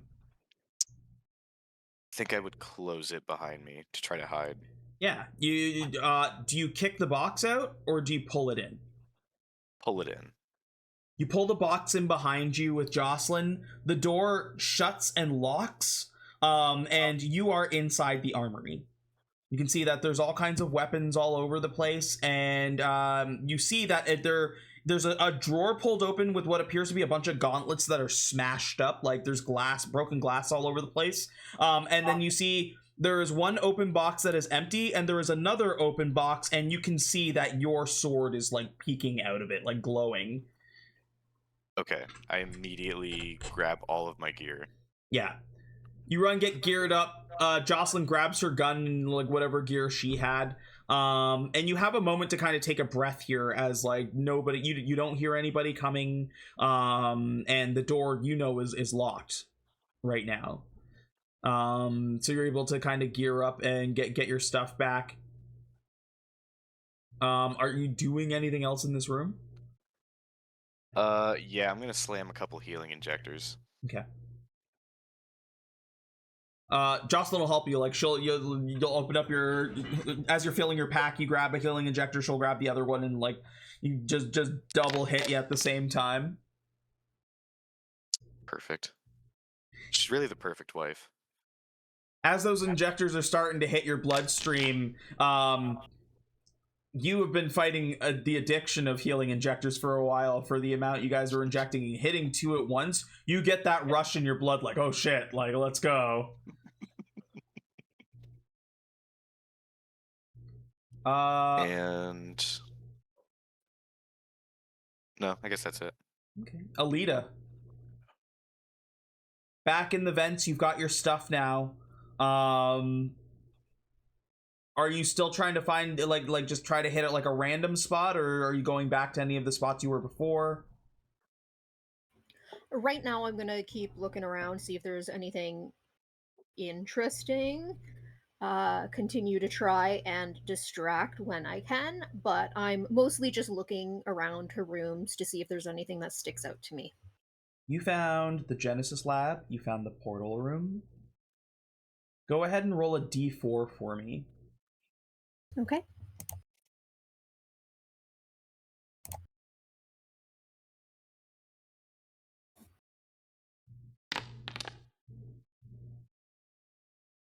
Lucky number 3. You fly out of the vent into a hallway where you see like there is a open chamber and like a large door that you can hear what appears to be some kind of crackling. Crackling. Exciting. I will go towards the crackling. Okay, you're just like flying right in. Yeah. Okay. That sounds safe. You fly into what appears to be a reactor room. It looks like there is like a very large machine, and that crackling appears to be like purple electricity that is shooting and shocking along the top. Inside this room, you see a sentinel, you see another dragoon, and you see what appears to be an angel. Stasis grenade them. They're not all standing together. And a stasis grenade works on one person. Dang it. Let's see.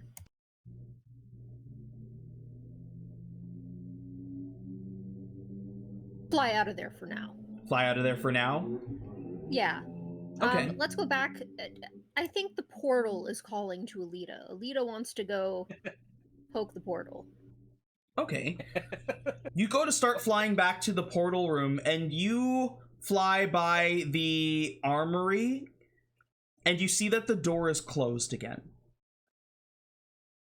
Okay. I'm not too worried about it. You don't. Roll a perception check for me. Ha! That's gonna be like a -2.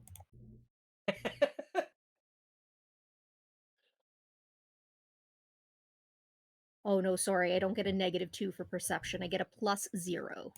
That's better than a -2. And that's a 1.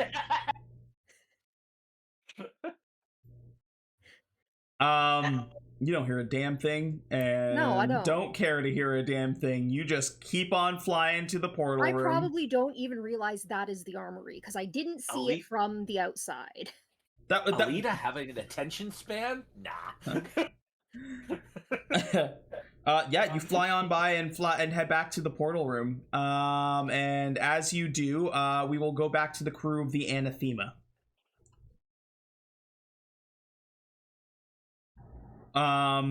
You are getting to like again, you're going super fast. And you approach the planet getting close enough to be able to do deeper scans if you like.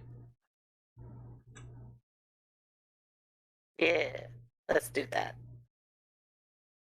When you're doing these scans, I need you to keep in mind and give me like tell me what you're looking for in particular. What do we want to look for? Probably signs of it being a trap, like any hidden void seekers. Or if we can get a better read on Aelita's location now that we're closer, would probably be. Yeah, I was also gonna say, like, yeah, like traps, but also like specifically like if there's any like defenses that would hinder us if we tried to get into it too close. Okay. Go ahead and give me a computers check with advantage.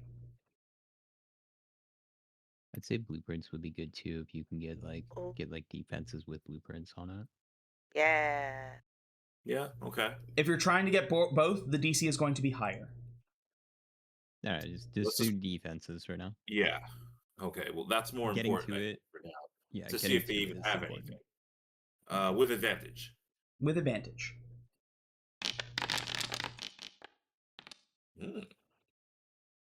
24 is really good. You do not detect any outward defenses. You again, like even using the bombs that you have like the scans for, you can see that there are a bunch in the building, but there are only 2 to match the 2 guards that are on the outside, like two signatures, and then the rest that have those little bombs are on the inside. So the only thing that would prevent you from walking in the front door are 2 guards and a ship that is outside. Okay.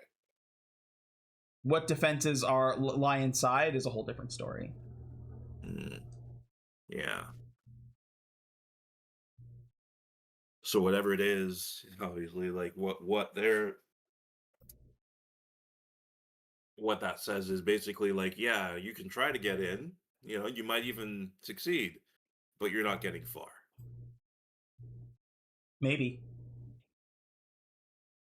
Not getting far inside. You're not trying to you're not trying to be like those TikTokers who are speedrunning the Scientology building. Like you're not even going to get to the second floor probably. I mean, speedrunning the Scientology building is probably the best analogy for if you attempted, because you are seeing you're seeing those signatures. Obviously, you are not seeing as many signatures as attacked you guys in the ship lot. Well, that's good. Like you are seeing some here and there. It appears that they are pretty dispersed throughout the building. I would say close enough, and with that 24 as well, you manage to reconnect to your ship. Hell yeah. You reconnect. You don't have control. You couldn't like auto start the ship or anything, but you are able to patch into your visuals again.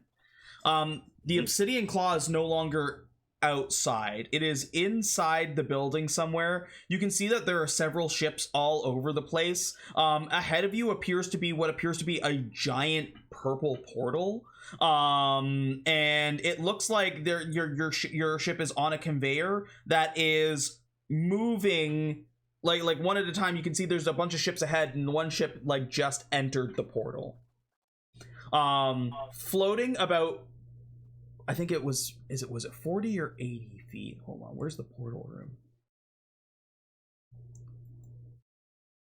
Floating at the top of this circle, like this portal circle, is what appears to be a sentinel that is like floating and looks like it's overseeing things.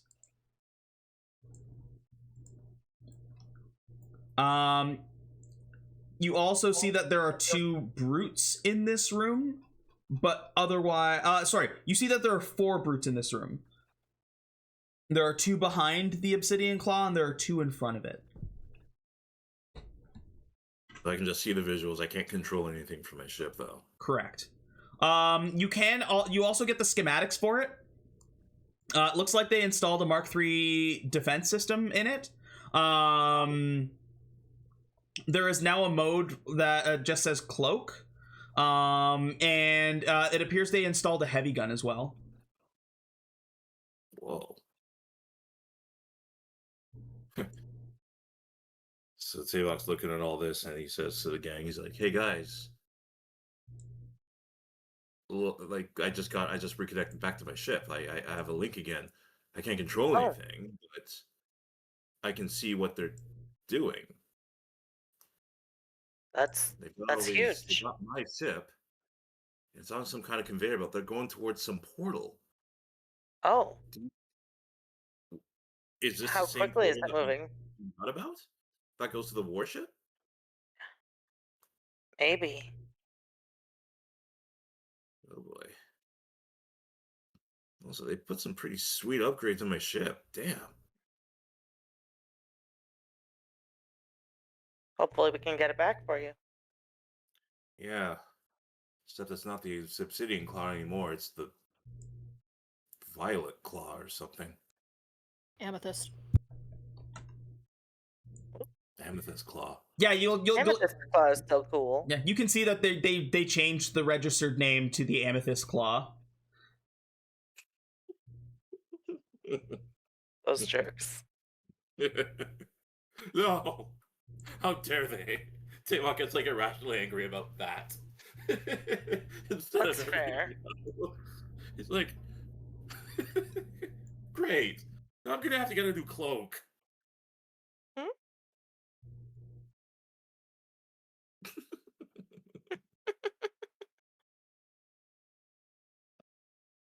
So you've got a better insight into the building. Are you guys doing anything else? I want to see if I can get a more precise read on Aelita's location. Sure. Yeah. In the building. Good idea. Go ahead and give me a computers check. Give it to me with advantage because you've got Tabok kind of already on the inside. And now you're just looking at the relative position of where Aelita is.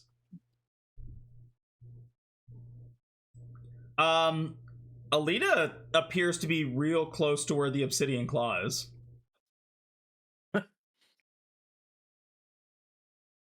Wow, that's convenient. Can we like send a message to her or anything?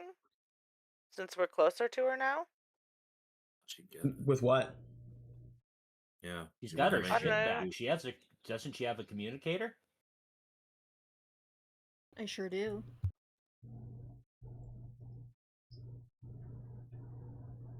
Yeah, so can we just like Try to patch into her communicator.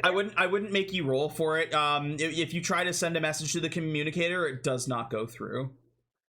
Okay.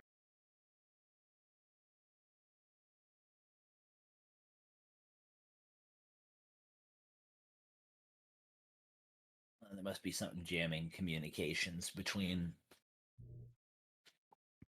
the inside and the outside, which, makes sense if, people escaped. Yeah, that's fair. That checks. That's, yeah. But yeah, Aelita seems to be very close to your ship based on these readings. Well, then at least we know she's alive. Yeah. I go over to Melgor and I say, "Hey, man, that's a good sign. She's still alive." How do we think we got proceed time. here? And he would have definitely said she's too stubborn to die. Okay.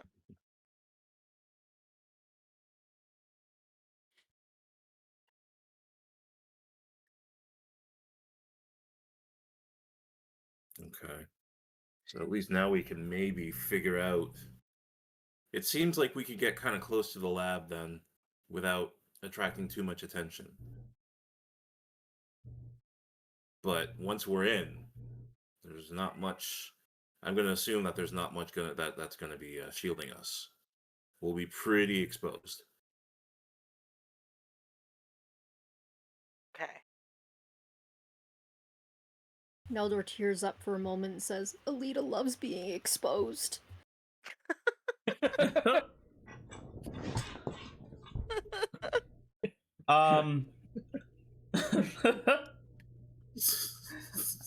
Aelita, add 5 points to your points card.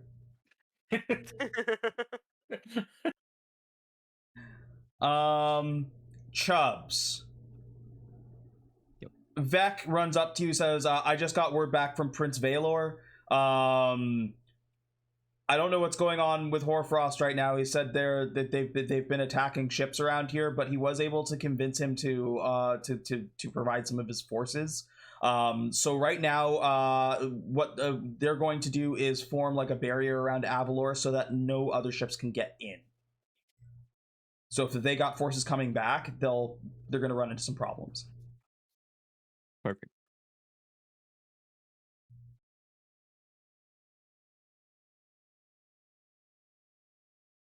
All right, that's perfect.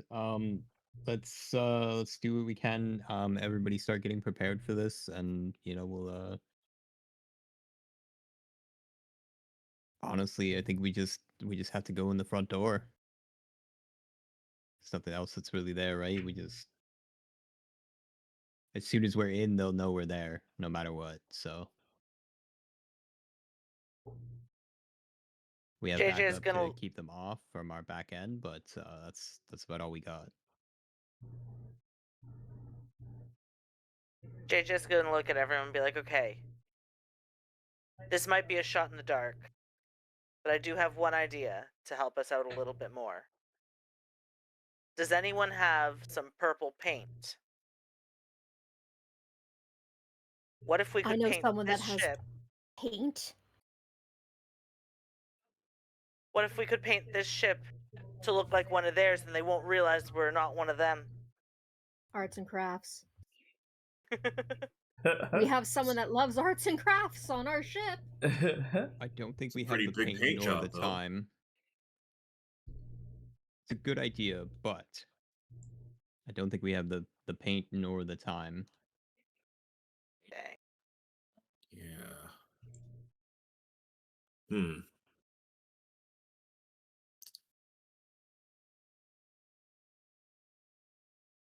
Am I able to do another scan to see if, like, how far reaching their, like, any sort of, like, radar detecting equipment would go? You want to know how far they can scan? Yeah. Give me a separate computers check.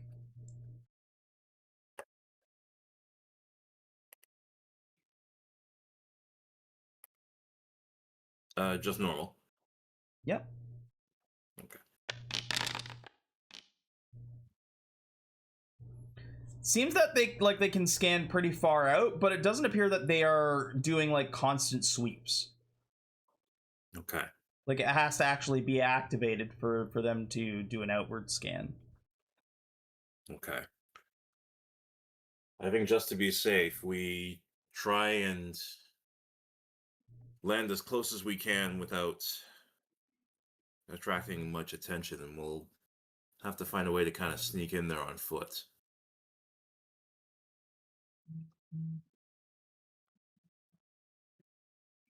Are we adequately equipped for the surface of Avalor?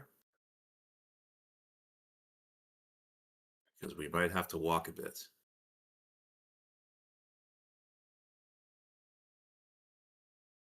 Do you think you If can we get do the it this hangar way. door open? Get their hangar door open? Yeah. I'm gonna go in, we might as well go in blazing, right? That's true. Okay. I think that might be our only option. It'll be our best option. Arya says, I mean, if you're going in guns blazing, you could have the ship. If your friends are keeping people out, then you shouldn't have a problem staying within orbit, flying around orbit. What if your ship? What if you guys drop in? What if we drop in? Because I'm coming too. And like just rappel down to yeah, and just have rappel down to the strip? have the ship just lay down suppressive fire. JJ, what do you think? That could work. Very Mission Impossible. I like it.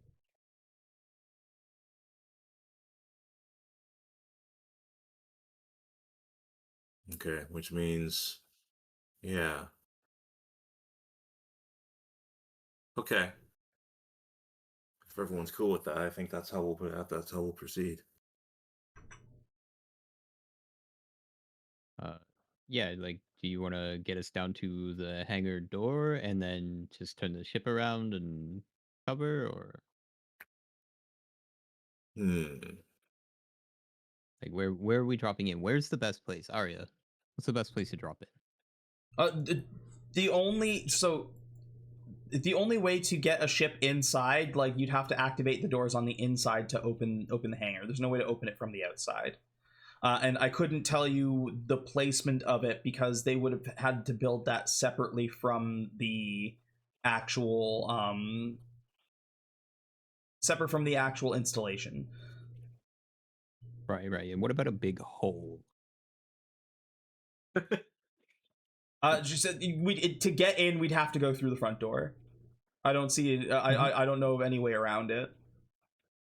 Yes, it is. No, I'm just saying, what if we make a big hole in the front door? Oh, yeah, I mean, yeah.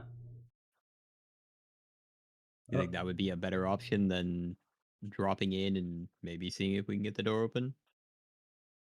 Oh, a hole is a guarantee. Yeah, 100%.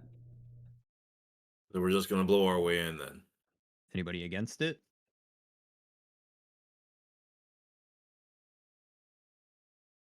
It's risky, but can't really see anything else worth doing. It's our best and I think fastest option. Yeah. I'm for blowing a hole into it. Both Zapp and Loki, both Zapp and Loki are fine with that idea. JJ is very excited about it. Chaka Khan is more apprehensive, but she'll go. The only thing that worries me is that Arya says that the only way that this door is going to get open is if we have somebody on the inside. Right now, we have no communication with anybody on the inside, so I don't have a guarantee. No, the only way to get like a ship hangar bay door open for like their portal area would be to open it from the inside. Oh, okay. So there's like the hangar door, and then another. And then Separate door there's for a people. like yeah, for there's a main entrance, and then okay. Oh, okay. the main I entrance. misunderstood the description. Yeah, she knows where the main entrance would be because that's attached to the thing, the hideout setup, the lab that they just kind of drop in. But when they set up a portal room, they have to actually build that manually. So if they have a portal room set up, she wouldn't be able to tell you the positioning of it or where the entrance, how they're flying ships into it. She wouldn't know that because it would differ based on whatever landscape they're landing in. Okay. Zapp would be able to use Dimension Door to get into the hangar. Zapp would be able to open it from the inside. If you know the positioning of it. If you attempt it and have no idea where you're going, you could stick yourself in a wall. Yeah, that's true. That's very true. Dimension Door, though, you get shunted out and take a bunch of damage, though. So, like, worst case scenario. Can he use the visual of like where Tabok's ship is as like helping him position?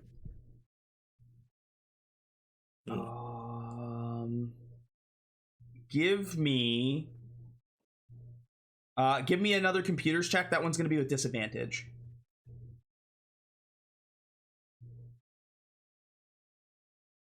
Me or? Yes. Okay. Or whoever's trying to coordinate that.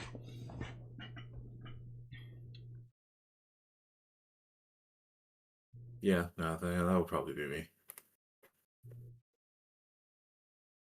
Just regular computers check. No, no matter how much help you're getting here, it's still going to be with disadvantage. Still with disadvantage, yeah. Okay. Yeah. Ouch. Oh, yikes. Yeah, 11 alone, even with the information, like, even connected to your ship, you don't have a beat on the position of your ship. You just have, like, the visual, like, you like, the visual connection. You can see what's going on, and you have the basic information about the registry for the ship, but you can't, like, pinpoint it. There's something, whatever they have going on, they are blocking signals inside and outside of the building. So you're only able to get so much. Yeah. Okay. So with opening my eyes and looking at the scan properly, I think the front door is probably our best option anyways. We know they can get ships in and out, obviously. We just don't know how. We can get in and open that up and have our ship circle back and protect that area. But let's get ourselves inside. We'll do whatever we need to do, a hot drop of some sort, and go from there. We do also have other ships on board as well if we need to like split them up, and like if we need extra ships for either escape or suppressive fire or anything like that if it comes down to it.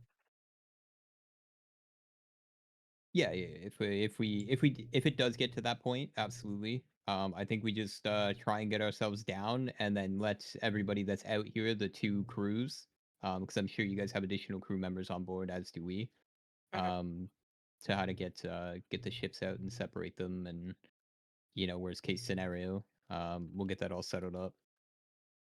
So you're going to separate the ships again? Not at this moment. Okay. I don't think separating them right now. Like, let's get us in first, and then like the crew on both sides can figure out how they want us to delegate, or if they want to help each other in one ship, or if they want to separate and do that. But like we'll get the crew of people in and going. Okay. I can I box up Oka's mech and take that with me?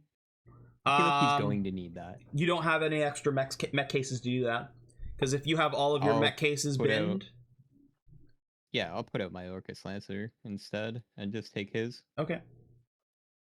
Then yeah, you can take his ship and leave the LokoLancer on the Anathema. Perfect.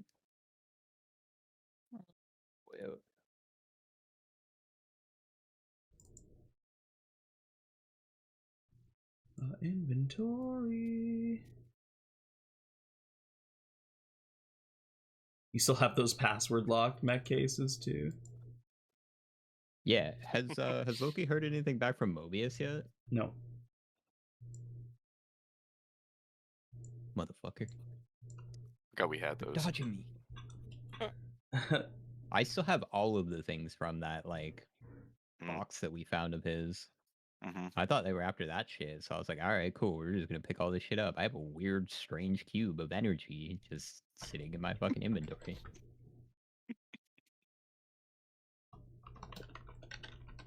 Some fucking, it looks like a tesseract. Yeah. I think Loki's gonna get prepared in the Wormwood Eleutherion for this. I think that's what he's gonna use to drop out of the ship in. Okay, kind of like jump off separately. Yeah. Be able to give covering fire while we drop down. Sure thing.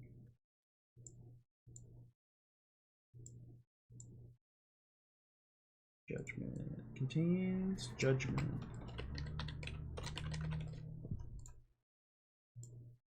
Okay, and then who else is dropping in? Like who are you leaving behind? Who are you taking with you for this? JJ.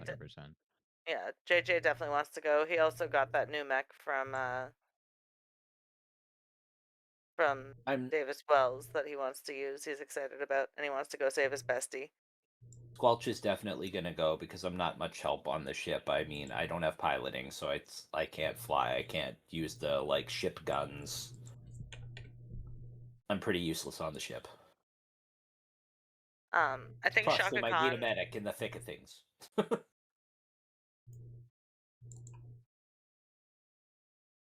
That makes a lot of sense. You're saying Chaka Khan? Chaka Khan, I think, will stay on the ship because I do have piloting, but I don't have a mech suit. So she is pretty squishy still.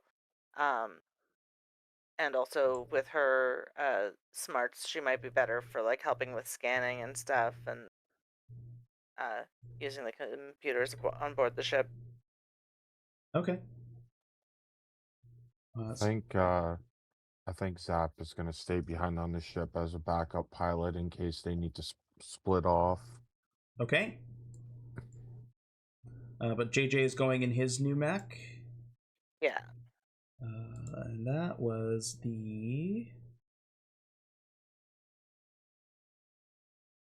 I mean, we could separate them left and right, going and staying. I think I have a mech too, don't I? Y'all got mechs. Y'all got a bunch of mechs. Yours was the Goblin symbiote. Right. JJ, are you going deployed in your mech? Probably for the entry, I'll probably just keep my mech with me. Just keep it in its case? Yeah, if we're trying to be stealthy, I'm probably going to be stealthier without a big clunky mech around me. Okay. Are we being stealthy? I thought we were literally blasting the door in with the ship. No, we're the plan. It's not a stealth mission, unfortunately. Okay, well, in that case, sorry. We don't have the hangar door location right now, so there's no reason to go blasting. We're just going to try and get on ground and in the front door. Okay. And then we'll use whatever credentials we can from Arya and Star to kind of work our way through.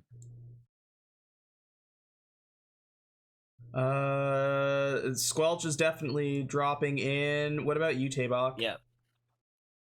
Oh yeah, I'm coming too. Tabok is going. Varric is not at his desk.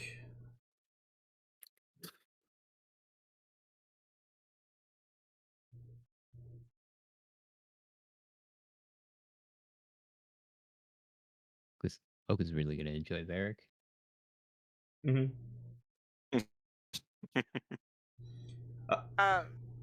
Sorry, did you say Zapp was staying? Is Loki also staying, or is he going? Loki's going in the Wormwood Eleutherion. Yep. Okay, cool. Well, if everyone else is already putting their mechs on, I guess JJ will suit up too. Okay. Chubbs, I'm assuming, is just dropping in as is. Yeah. Like the fucking tank that he is. That ain't my fucking mech. It's Oka's mech. I ain't touching that. Squelch is gonna squelch himself on into his new power suit.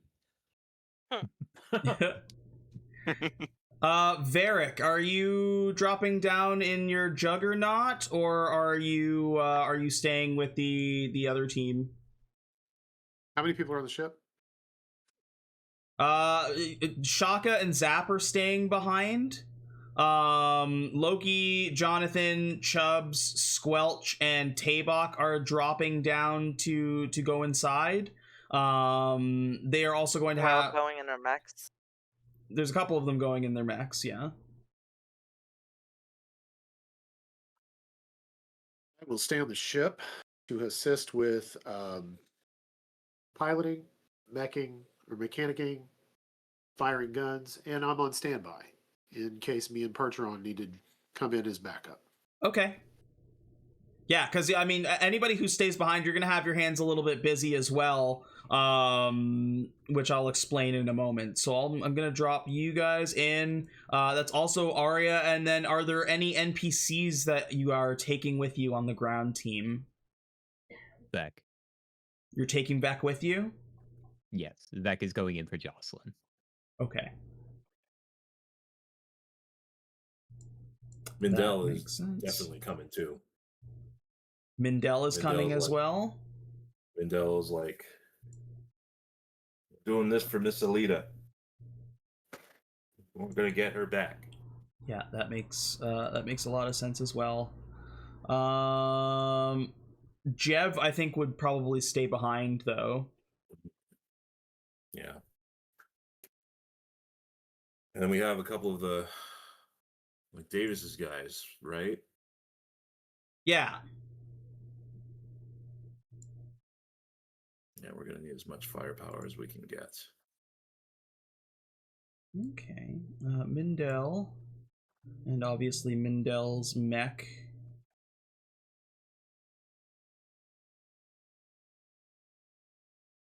Mindell's mech is the Voidbreaker. There it is.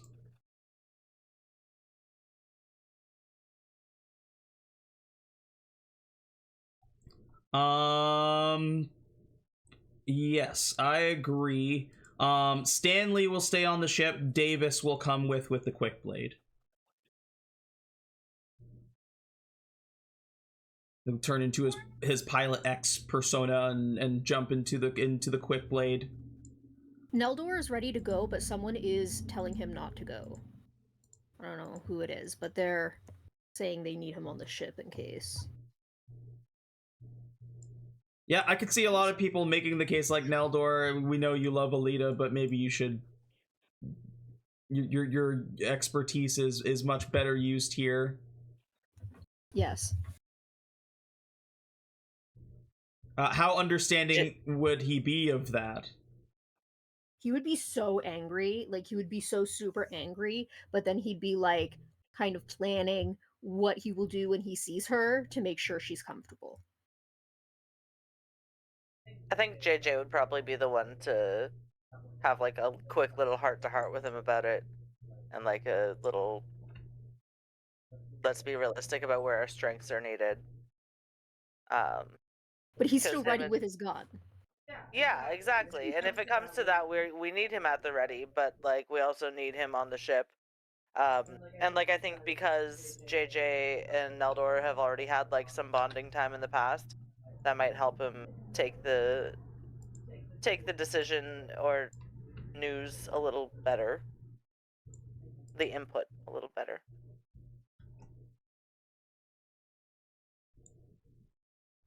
Yeah, he does pretend he's a little bit angry at JJ, but he gets it because like he's a smart man. Yeah, and he's gonna JJ's gonna make sure to like make him a promise, be like, I will come back with her, I promise. She is your wife, but she is my bestie. We both care about her. All right, you guys get dropped. So the ship does a flyby. There's a bunch of you in mechs. The ones in mechs like pick up the people who aren't going down in mechs and fucking just like scoop them up and drop down with them. Doing some superhero landings as you drop. The fucking ship flies by. Vera's piloting. Who was gonna be on guns?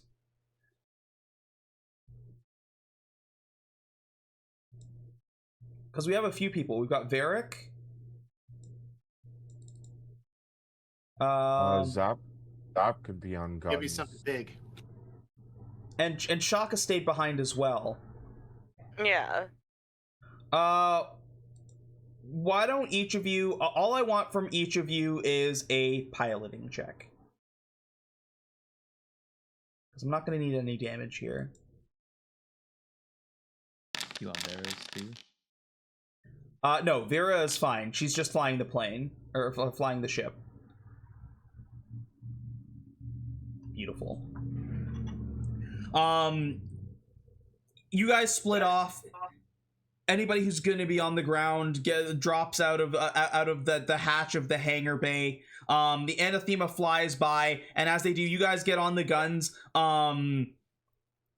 Varric and Zapp, you fire at the guards that are hanging out outside the doors and just blast them away. And as you do, Chaka, your gun, you fire some heavy shots at the door and just blow the door wide open, allowing entrance for everybody else to get in.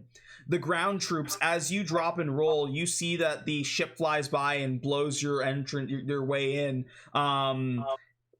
And you're able to rush the door and get inside.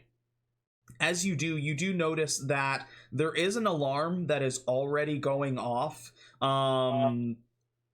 There appear to be like these lights flashing, the purple and red lights that keep flashing. You don't see any guards or anything around yet. And it's almost eerie how sparse it is for people.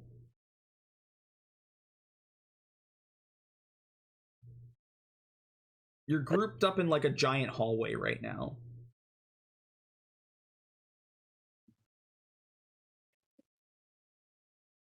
Am I the only one who is expecting more void bitches?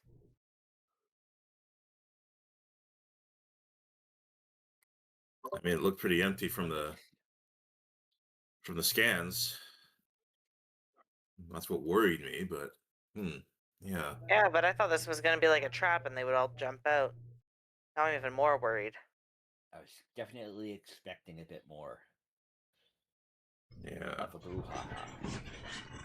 Oka, you were resting with resting for a moment with Jocelyn, and hit yourself with a couple healing injectors, get yourself back up to feeling all right. And as you do, you get your equipment loaded and everything like that. And the building rumbles and you hear what sounds like an explosion. Aelita, you also hear this as you slip into the portal room.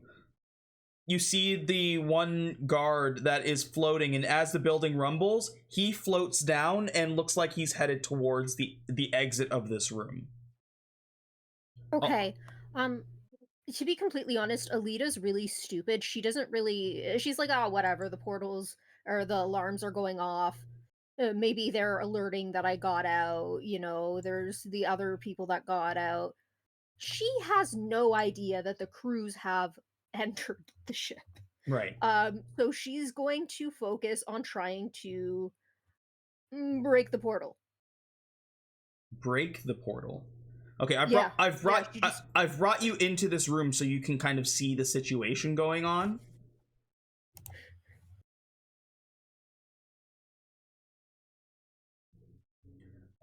Two of these guards are also going with him. So two remain here to watch these ships and to keep getting them through the portal. You see that it looks like they're communicating through their helmets, so you can't hear what they're saying. But this sentinel is joined by these other two as they leave the room. Okay, I like that they left. Yeah.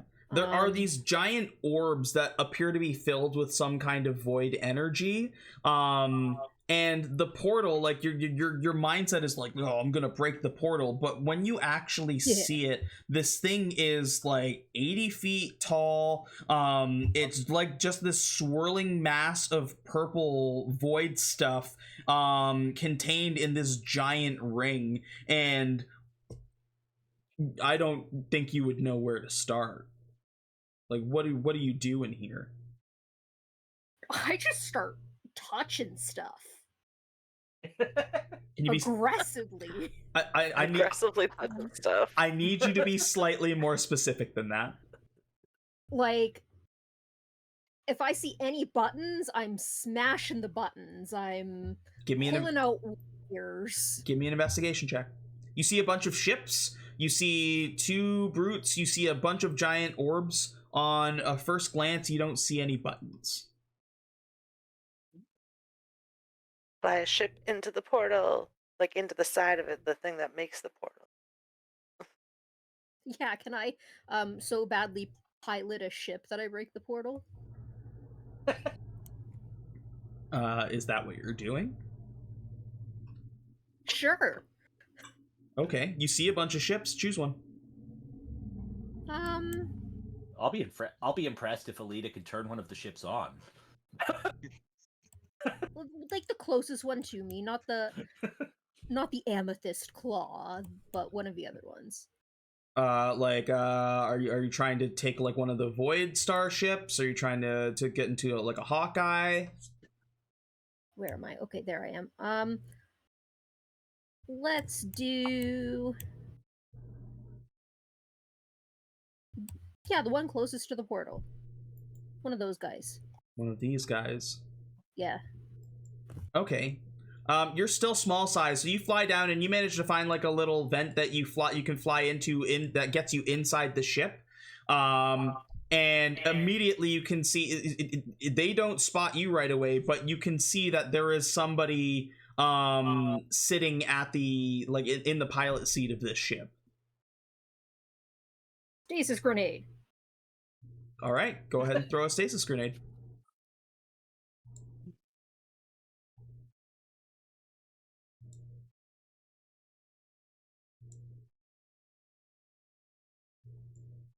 Do I have to roll for that? Where is it? You are a stasis grenade.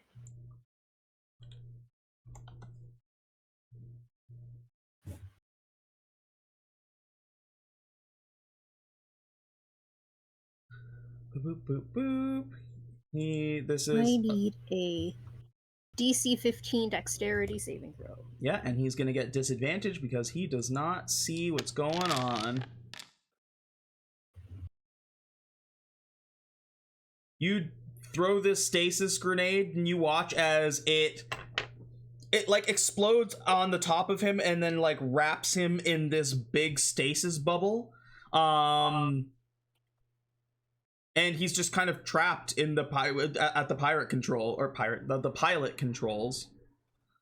Excellent. Press those buttons. You just start pressing. Fly that ship. You just start pressing buttons. I am pretending I'm Zapp. You have seen Fast and the Furious with us. Yes, it's like a group I'm thing. sitting there, like mimicking him, and like, just. Ooh, I'm Zapp. I wear a velour suit. I need soothing sac salve from Squelch. Like, just, I'm just I'm pressing buttons and I'm having a great time. Give me I don't need safety gloves because I'm Homer Simpson. Give me a chaos roll. You're gonna I'm gonna take your charisma modifier and proficiency here. So give me 20 plus 6. Like a d20 plus 6. Yeah, the one I'm thinking of from The Simpsons is it's like, I gotta think like Flanders. It's like, hi, I'm Ned Flanders, and I wear the same stupid sweater every day on the Springfield River. That's a classic bit. You start reefing on buttons, and you don't manage to the ship doesn't fly at all from you just pressing random buttons. But you do fire one of the heavy guns. Nice. That works. Go ahead and roll a d12. Sorry, no. Go ahead and roll 4d12 for me. 4.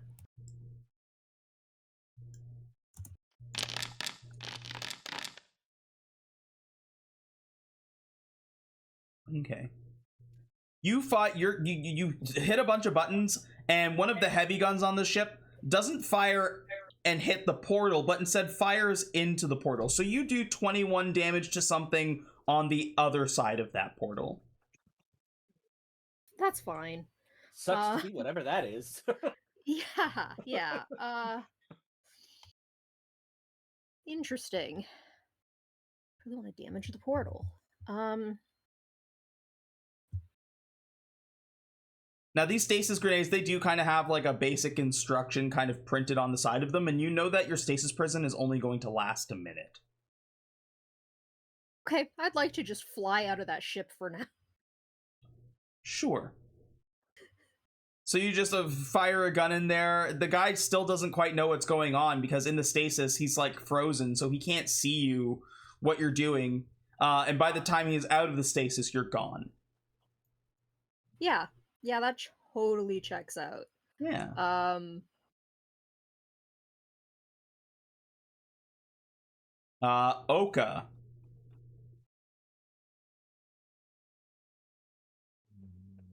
You are still in the armory, yes?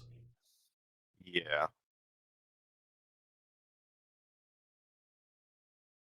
You heard some rumbling, you heard like an explosion, hear a bit of commotion outside. What are you doing? Is there a button on the inside of the armory that I can press to like unlock the door? Yeah, you can absolutely open it from the inside. Okay. Before I do that, I'm gonna slap a rejuvenation injector. Okay.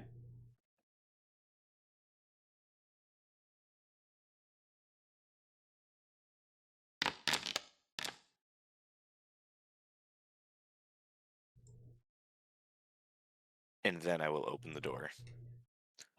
Stay close, Jocelyn. Give me a perception check. Okay.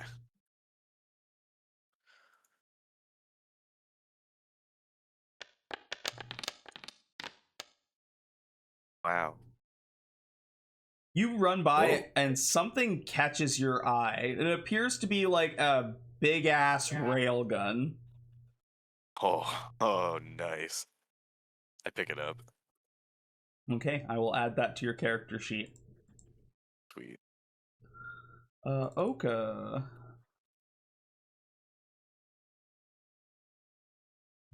multi-capacitor railgun. Yeah.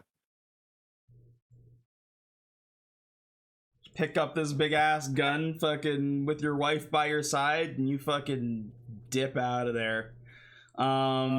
You were back in this longer hallway. There's this big corridor between things. And now you're hearing the commotion. You see that there are a couple of void seekers that kind of like, it looks like they just flew by the room that you were in, so they didn't notice you coming out the door, and there's so much commotion that they don't really pay attention to the noise of the door opening. You and Jocelyn run out. You've got this big fucking cannon on the one side, and you can see on the other side, running in are a bunch of mechs and some familiar faces. Oh boy. Beautiful. Oka, okay, so that is... I don't have a long hallway map for this. I need to do something. Give me a second here. This map is going to be blurry as fuck, but that is fine. That makes for a longer corridor. Okay, so we've got Oka and his wifey.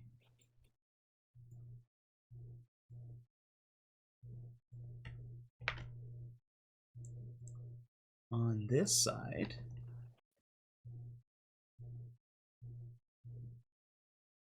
We have the rest of the other crew.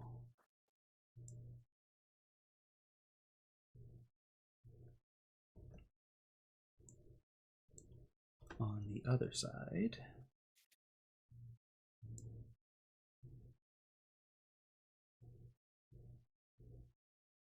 Anybody who is like piloting a mech, I'm just going to have you your regular character off on the side as well, so you still have access to your character sheet real quick. Awesome. We got Wormwind, Elitherion, we got the Rally Desperado. These big ass mechs just fucking rolling in. Quick Blade as well. Vec, and then we've got Chubbs, Squelch, and Tabok on the ground.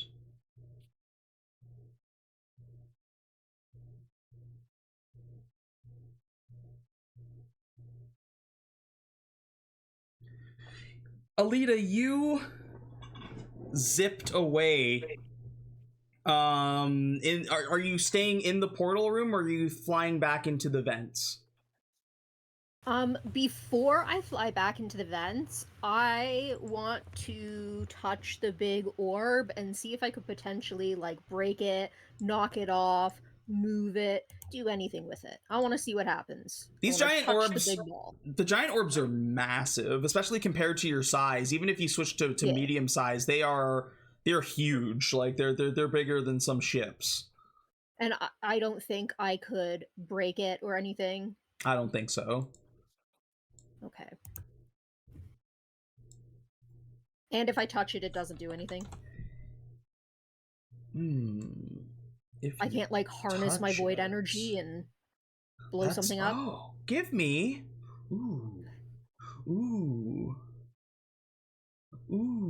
Give me an Arcana roll. Oh. That's exotic. When's the last time I've done one of those? Right? Oh my gosh, I have a -2? That's why I don't do these. Give it to me with advantage. Oh, okay. I'll have to do another then. That's fine. Oh, hey. Better, yeah. Wasn't for the -2. What did that? 17. 17 is way more than I needed here. You brought up a very good point, and it's that you do have the ability to not only like you do have a connection to void energy, but also you as a prism have a special connection to void energy. And as you kind of like go to you touch the orb and you're trying to think of a way to break it or do something with it, something deep inside you subconsciously just knows what to do, and you push a certain level of void energy into it before drawing it back out.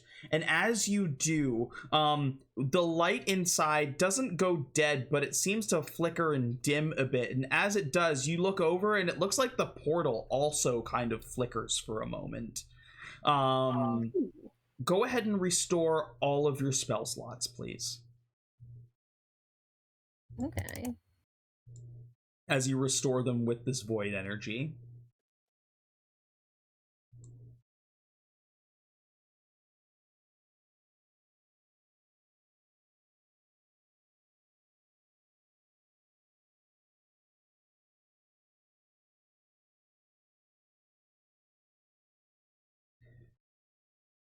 And then once you do that, are you sticking around the room still?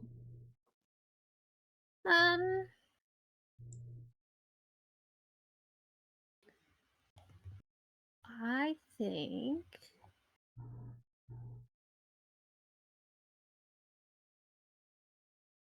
I will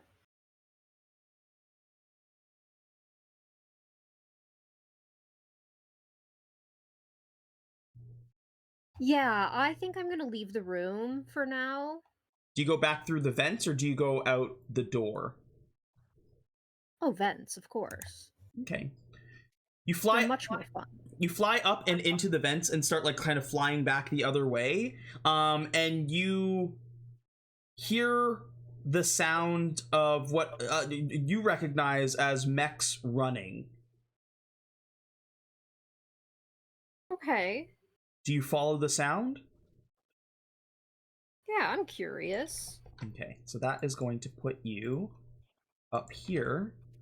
That is, we'll call that, that's 80 feet sounds right. No, we'll go 60 feet. As you come out of this vent, and now I can bring everybody to the same room.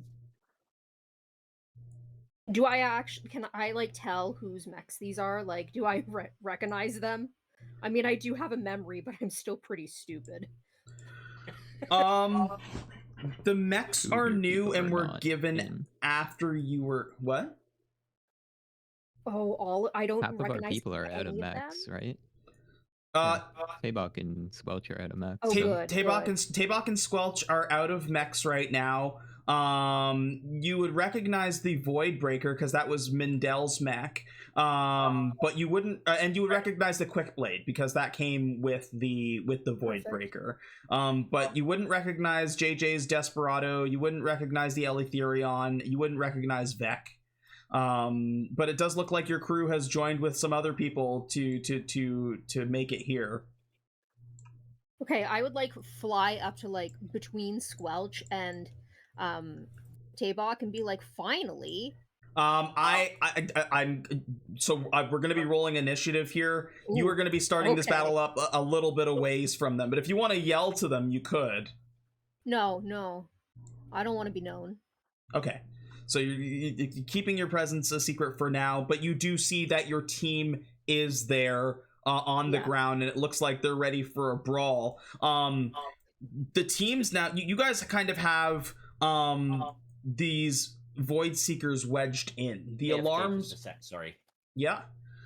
The alarms are going off still. You see one of those sentinels, looks like a couple of brutes, a dragoon and a scientist. You know that they're dangerous, but you've got the numbers on your side as well. I am going to need everybody to roll initiative. I'm assuming you need just the people in here, not the people on that stayed on the ships? Correct. Okay. Varric, that does not mean you're going to be left out, though. There is going to be things that are also happening. Give me a second here. Let's roll in Jocelyn. Apparently I'm so distracted from the vents by the shiny mechs that I rolled so poorly. I'm gonna use my last charge of my Charm of Alertness to give myself a +10 on this. Okay.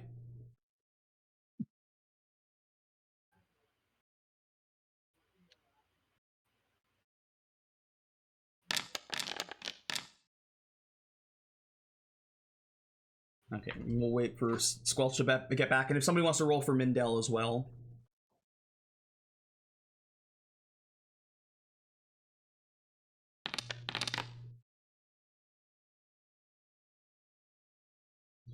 Oh shit, Loko, is that your sister?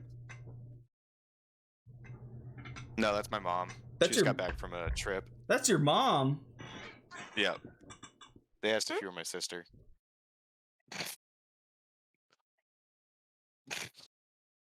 Love you. We love you, Loko's mom! They said they love you, Mom. Alright, I'm back. Sorry. Squelch, I'm just gonna get you to roll initiative here. Yep. We're obviously not going to be starting a combat at like the 20 minutes before session ends. But I do kind of want to set the tone for things for next session.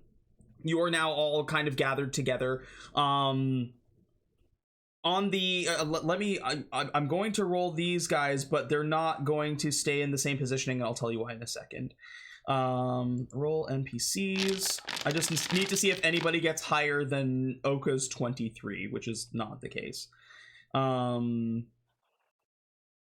here's how it's going to work. To make things a lot easier for combat next week, it is just going to be the player's turn, then the enemy's turn. And you're all going to be able to move, and then you're going to do your abilities, attacks, things like that in the initiative order. So it'll be Oka first, then JJ, then Jocelyn, and we're going to go down the list. We're going to make it so to try and do it super fast, get these combat done quicker with the amount of people that we have. While that is happening out here, the remaining crew on the ship, so that's Varric, that's Chaka, that is Zapp, and all of your other NPCs that are on the ship, you are not out of the woods, because while you were doing your flyby and did the first flyby to blow a hole into it, there was a Void Seeker fighter ship on the ground that immediately took off and started chasing your ship. So while they are dealing with things on the inside here, you guys are going to be dealing with your own ship battle on the outside. Great.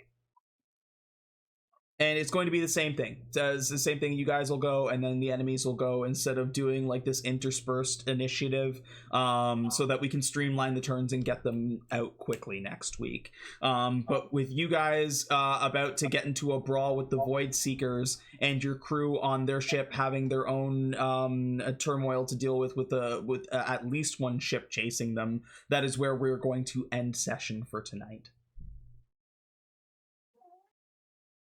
Heck yeah. For anybody who is watching at home, thank you so much for watching. We love every single one of you. We hope you have a wonderful day, afternoon, or evening, wherever you are. Tune in next Sunday for more crossover shenanigans, as these guys get to finally start laying into the Void Seekers and get their revenge for the ass kicking that all of them have taken previously from these douchebags. And with that, power to the players. Have a great night, everyone.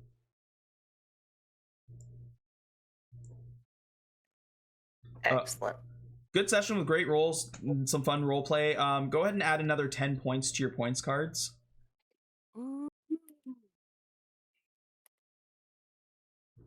Oka is like immediately relieved after seeing Chubbs.